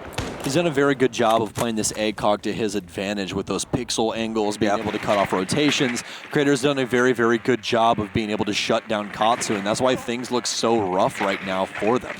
I agree. But double pass setup is going to stop any type of drone from entering Penthouse. And, they're not going to have anywhere to go. So Dream, little angle, is trying to peek. And the reason why they're fighting for up top, they want to clear out the roamers before they work their way down low. And if you clear out the roamers, then Noski is going to stop Buck. Buck has not had a good time this map at all. Buck has not had a good day, man. He's cursed. Yep. Don't play Buck. He's canceled at this point. You can't play him. Yeah, if you get rid of the roamers, back to what I was saying. Oh, 6. Oh. Looking for it. Can he get the first one? He's going to need the follow-up. He needs to reload here, though. There's 2 people inside of Guitar. 1 now motioned over inside a bathroom. He knows that the rotates there. He's going to be holding the door. If they collapse at the same time, this is going to make it a lot easier to try and kill 6. But they also have to worry about the long angle inside of theater. Marcy, can you go back upstairs? That's going to be a really important battle right there. Exactly what I want to see. So the heartbeat is coming in from Crazy, and what they're trying to do is, oh no, the miss on Mozzie. Yeah, it's going to be a player to the right of him. By opening up that wall right behind the bed, it's going to give a line of sight for them to try to make that attack happen. Makarov is going to break that spell and pick up a kill on Filthy, but Creators is going to answer back with a headshot. We've been speaking so highly of him, and this is why. But Two-Face, with 3 players down, they're looking to lose this round as Crazy takes an amazing amount of damage. And the play from Verticality underneath, they're able to back him up. So, Butters, with full HP and Crazy, who cannot take another bullet, they're going to have to play this careful. 45 seconds left to go. Can they clutch this up? Scanning. Crazy. Bearing 9 in hand, needs to reload that main weapon. Fighting with that Bearing 9 between those metal bars is definitely going to be a difficult case since it has quite a bit of vertical recoil. Not very much HP either. Just Butters know that Steve is in behind the desk inside of lobby.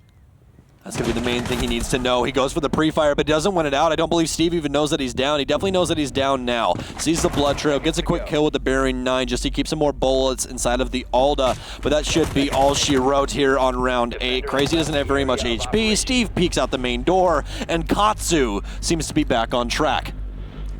Shut up. I'm not saying nothing about it, but Katsu, they picked up a round that they desperately needed. They needed this. Going to round number 9, Two-Face looking so good earlier on in this map, especially in the first half. Their lead has been cut down to 2 at the moment.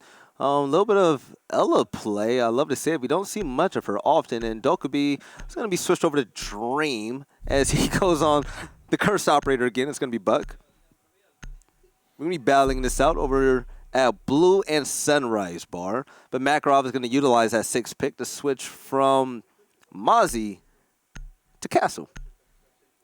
Very interesting. I know why the castle's being used, but I don't know if Makarov just feels like he's gotten cold at this point. Because traditionally speaking, you want to give the ump to somebody that you don't feel is going to be winning gunfights, because it's not the best gun to gunfight with. I mean, there's even people that truly believe, that Pulse's UMP45 is better than Castle's UMP45 in some capacity, which is asinine, but people believe it. Castle needs a buff. Makarov, if he gets that wave check skin, I think it'll be plenty. If he gets the wave check skin and the 3 he'll never lose a speed, gunfight. Oh my gosh, I would main him nonstop. You're going to be that guy in my game when I go to rotate back to site that everything's castled up. And Just for no reason. Yeah. Like, why is this here? Like, because Castle needs it there. 5 seconds left. So Katsu trying to mount this comeback, and we're out of the prep phase. So we have roamers going back to respective hiding spots. A lot of presence up top. It's going to be Ella, Jaeger, and Cass. So I wonder if Cass is going to stay up top. I believe he will. 3 roamers would definitely do the job. And like I was saying last round before we saw the fury of gunfights, you clear out the roamers up top, use the verticality, shoot down low, get the kills, and keep on going. And this time around, they're starting from the bottom. Yeah, they're starting downstairs in kitchen. This is a smart castle barricade by Katsu. Intelligent usage here of the utility, and I definitely like how they're setting up for this site. Some smart reinforcements upstairs, also an angle made so that no one can try and battle inside of courtyard. You can see Noski has that angle created inside of the couch's wall out towards the courtyard area in order to be able to help with that. Also some counter angles in towards the kitchen as well. Plenty of angles to be worried about from multiple angles, but Creator's already going to bag Steve after they pop open that castle barricade. No one really ready for it. Filthy Sosa going to lose one of his breaching rounds. He does have stuns to burn out this ADS, but he doesn't have the arm to make it there just yet. He needs to rotate back. And is the second one going to get eaten up? No, it's not. Does get that ADS burned up, so no more Evil Eye inside of Sunrise.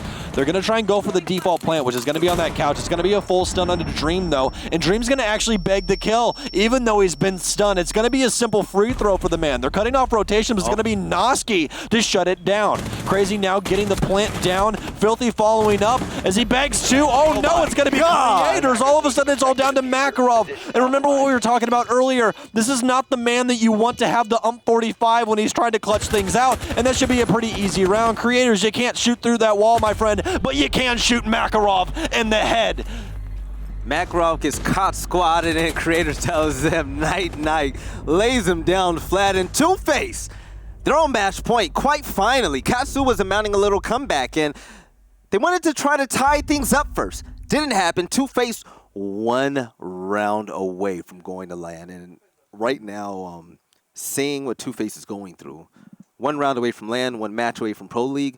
This team, they got to be sky high at the moment. I know the adrenaline has to be flowing through their veins. They're so close to making it to, you know, what everyone's dream is as a competitor.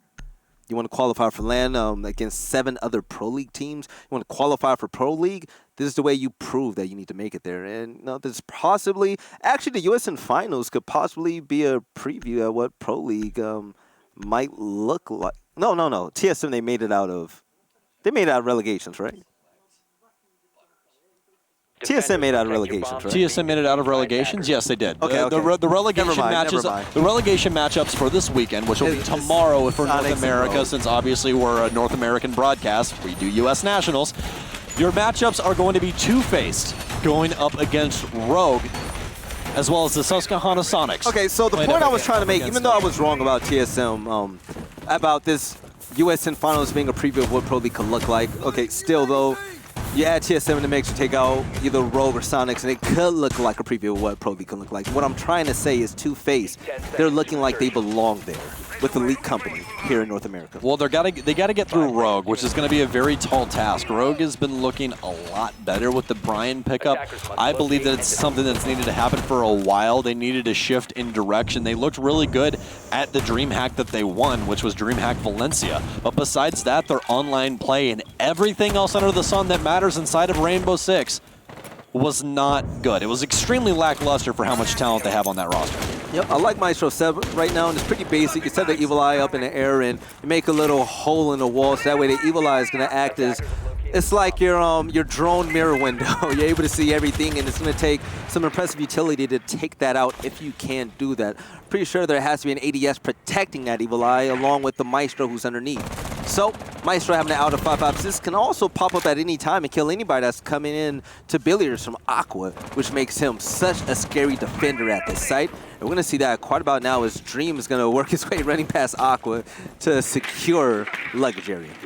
Two-Face working fast, trying to burn all the ADS as they can. Crazy stun dumps in towards Hookah to make sure that everything is clear so they can get rid of this barbed wire as well as Evil Eyes. Makarov's going to be the first one to capitalize, and that's what we were talking about earlier. Give this man a gun, he can shoot straight. He's going to do exactly that. Oh, such an intelligent frag grenade, and he's going to beg the kill into Habibi. That's such a good pick. That's what they needed to get rid of in order to get this diffuser down. Butters is going to follow it up as well, and all of a sudden all hell is breaking loose. They need to try and get this diffuser set. Frag grenade pours in towards Hookah, as well as they will break open whatever they need. He hops over, but he misses it. Crazy with the refrag, though, as Two-Face still has man advantage. Crazy's going to have a lesion mine inside of his leg, though. He needs to get that out, go through the animation. Still plenty of time on the board for Katsu to be able to play with. Two-Face needs to stick this diffuser. Creator's on a very unique angle that you don't see too often. Is there going to be a nitro cell to stop Crazy? It doesn't look like it. Plant down. This is for all the marbles, folks. It's right here for Two-Face. Are they going to Vegas? Not very much time on that diffuser either. Katsu needs to capitalize quickly, but 6 has already fallen off. It's all left up to Makarov to try and fight things through, and Creators to capitalize, and Two-Faced is going to Las Vegas, Nevada, Veli. They finally made it, beating out Katsu 7-3, 7-3, 7-3. Creators, Filthy, Dream, Butters, and Crazy. They deserve it. They made it to land with Elite Company, and they showed the world that they belong. Creators with 17 kills! 17-4! Mama, stop that, man. Talk about somebody that wants it.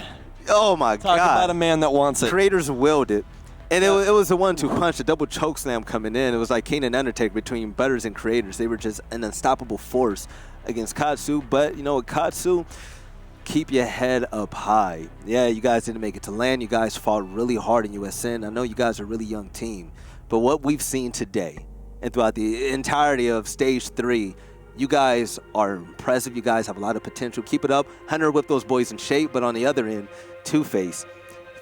Filthy has been fighting for this for a long time. Yeah, he has. Filthy has been here in USN on stream, stage after stage, and he's been so close, but he's been unable to make it. And we've seen a plethora of roster changes coming through for this roster.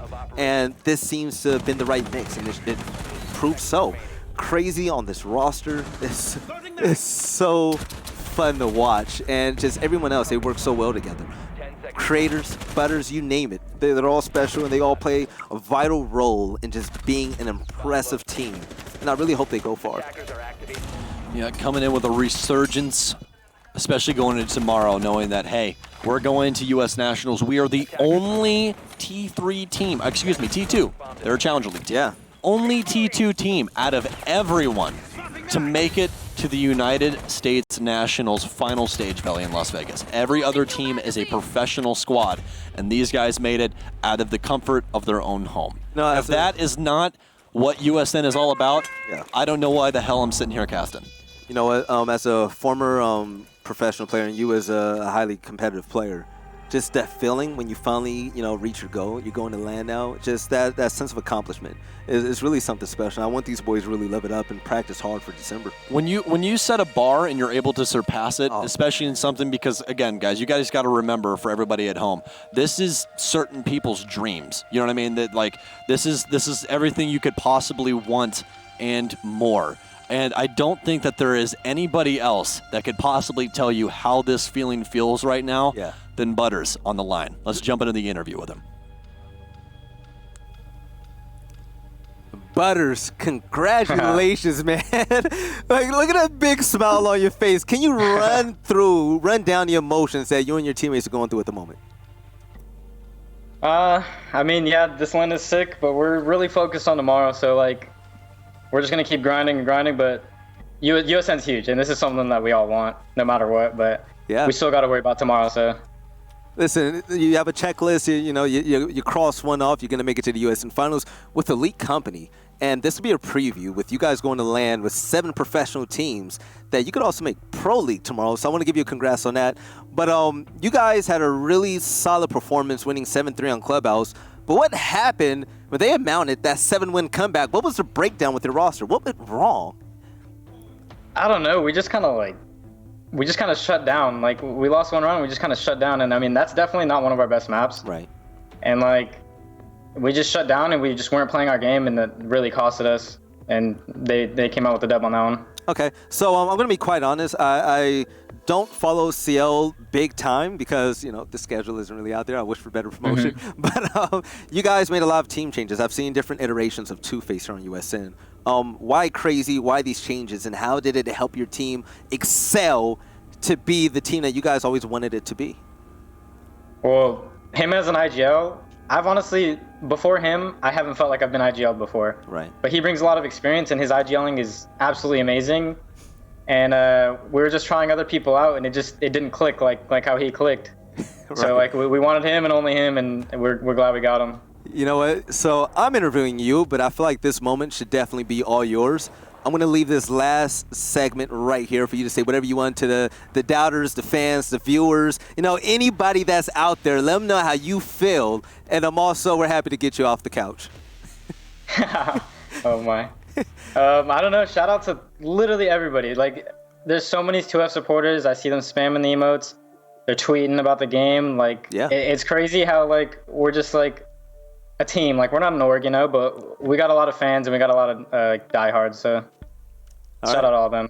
Do me one more favor before you go. I want to say congratulations. You guys, like, watching you guys compete in USN has been amazing. And the fact that you made it this far is phenomenal. But I know Filthy wanted this just as bad as everyone else on your team. I've watched him struggle with the team changes. Tell him I say congratulations along with the rest of your team. And I'll see you guys in December. You take it easy, all right, Butters? Of course. Thank you so much. Oh, anytime. I don't know. I feel good about them winning. It's fantastic for them, man. I really feel good. The thing that I love the most about what Butters said is that this is huge. It is. Like I'm so excited that we made this land, but we're not done yet. You're not done yet. We have a job to do. We have tomorrow in our sights. God. Like this was just another stepping stone on a great journey that we're hoping to take. So you guys, just for context, before we go into the MVPs, they're one game away from Pro League, and they were one game away from the USN Finals. They made one, and they have one more goal to accomplish. But MVPs, you chose first, so I'm going to let you go first. I chose the man on camera, folks. I chose Butters because I'm a guy that likes flashy plays and people that will put it all on the line. It doesn't matter, and that's exactly what Butters was doing. No matter what, he was able to battle out of what was needed to be done. I mean, the man went 24-24, but he made you feel like that man was 28-0. Every single time that he was on camera, he was doing something crazy, and it made it work out for Two-Faced. So that is going to be my MVP. Butters definitely dominated on Consulate, but throughout the entirety of the series, I feel like Creators was so solid. Stats going to be coming up soon, but yeah, Creators was he was quiet. He wasn't as flashy as Butters, but 29-17. Again, the silent killer, man. The silent killer, and it was like, whenever we were watching the game, we saw Butters get the fancy kills, the fancy nade, the frags from the frag grenades. But then, on the top of the screen, you kept seeing Creators double kill, Creators triple kill, and it was constant. So if you're consistently that good, then you deserve the MVP in my book. But let's go ahead and take a look at the overall stats. Creators filthy as well, 24-21. Everyone in this lobby played so well. Just unfortunate that Katsu fell short. They didn't have the stamina. Yeah, very unfortunate. I mean, again, it's not from lack of trying. I mean, compare the stats overall. They're actually a lot closer than you would think they would be with the 7-3, 7-3, 7-3. You know what I mean? Yeah. So, I mean, overall, an amazing showing and an amazing game to end the United States national season off on for 2019. And this is such a bittersweet feeling. 115 kills in 97. I love these best of threes, man. Keep them coming. 16-14 opening kills. Clutches, no, one off. But look at the plants. Have you ever seen so many plants in a series? Honestly, not really. This was amazing to watch. It doesn't happen very often that there's that much objective play. I know. Both teams, the objective-minded with fragging always in play, and that's it. But this was the last game for qualifiers. Yes, it was. We have all the teams currently set. We have the date set for the land in December. Make sure you get your tickets December 13th through the 15th in Las Vegas. This is weird. This actually feels weird. Oh, that we're about that we're almost everything? We're done with the qualifiers now. We have one land to top it off. Yeah, that's it. We're going to record a show after this, and then we go home, and then you fly home Sunday, and then I fly to Japan Wednesday. You're right. I hate you. Shut up. To the chat out there, you guys have been the absolute best. We really love your support as we go down the line with all of this. And just make sure you watch the recap show. We're going to talk about what's been happening all year. But the overview of the teams that qualified: Sonics, Reciprocity, Space Station Gaming, Rogue, going down the list. You guys know these teams already. And Two-Face are going to join Elite Company once again as your final team to qualify in the Eastern Conference. The only T2 team to be able to do it, and that is something truly incredible. If you guys don't know how our stages work or how the brackets traditionally work with USN, as we just did start this program last year, East plays East, West plays West. Yes. So I believe it was last year, Stage 1 plays Stage Wildcard, and then Stage 2 and 3 play each other. So you guys can kind of formulate in your minds how that is going to break down. If we change it, then obviously you'll see on there. But it is East playing East because we have the two conferences that meet in the middle. So overall, ladies and gentlemen, just want to thank you guys for everything that you guys have done, all of the support. We know that we are not the other casters that cast Rainbow Six. Man, shut up. We had a blast. We love you guys. The support has been crazy. Hold on. We're a lot louder. We're a lot prouder. That's just how we are, man. And we're going to keep dishing it out. So we freaking love you guys. And I don't say that very often on the desk, but we really, really do. You guys are amazing. We love the Siege community so much. This has been one of the best years of my entire life personally, and I know it's been one of the best of yours as well. Yes. So from me to you, everybody else at home, do what you love to do, and if you can possibly make your hobby a reality and a job, just do it, because trust me, you're going to love the way your life goes. Yeah, I want to give a big shout out to the entire USN program as well. This isn't it, though. This isn't it. We have a recap show that's going to come out on Monday. Yes, it is. Watch it. It's going to be fun. We're going to talk about everything. Sam and I, we're going to get loose on the show a few times. It's going to be pretty funny. Cry a couple tears. Yeah, but ultimately, what I'm most excited for, predictions and expectations for LAN. This is grind time now. All right, all the child's play is out the window. Best of threes on LAN, the best of the best. Bring it. But this is it for the qualifiers. Qualifiers are now over. Stages have been set. I'm Veli. This is Stokes. We love you guys, and we'll see you next time in December.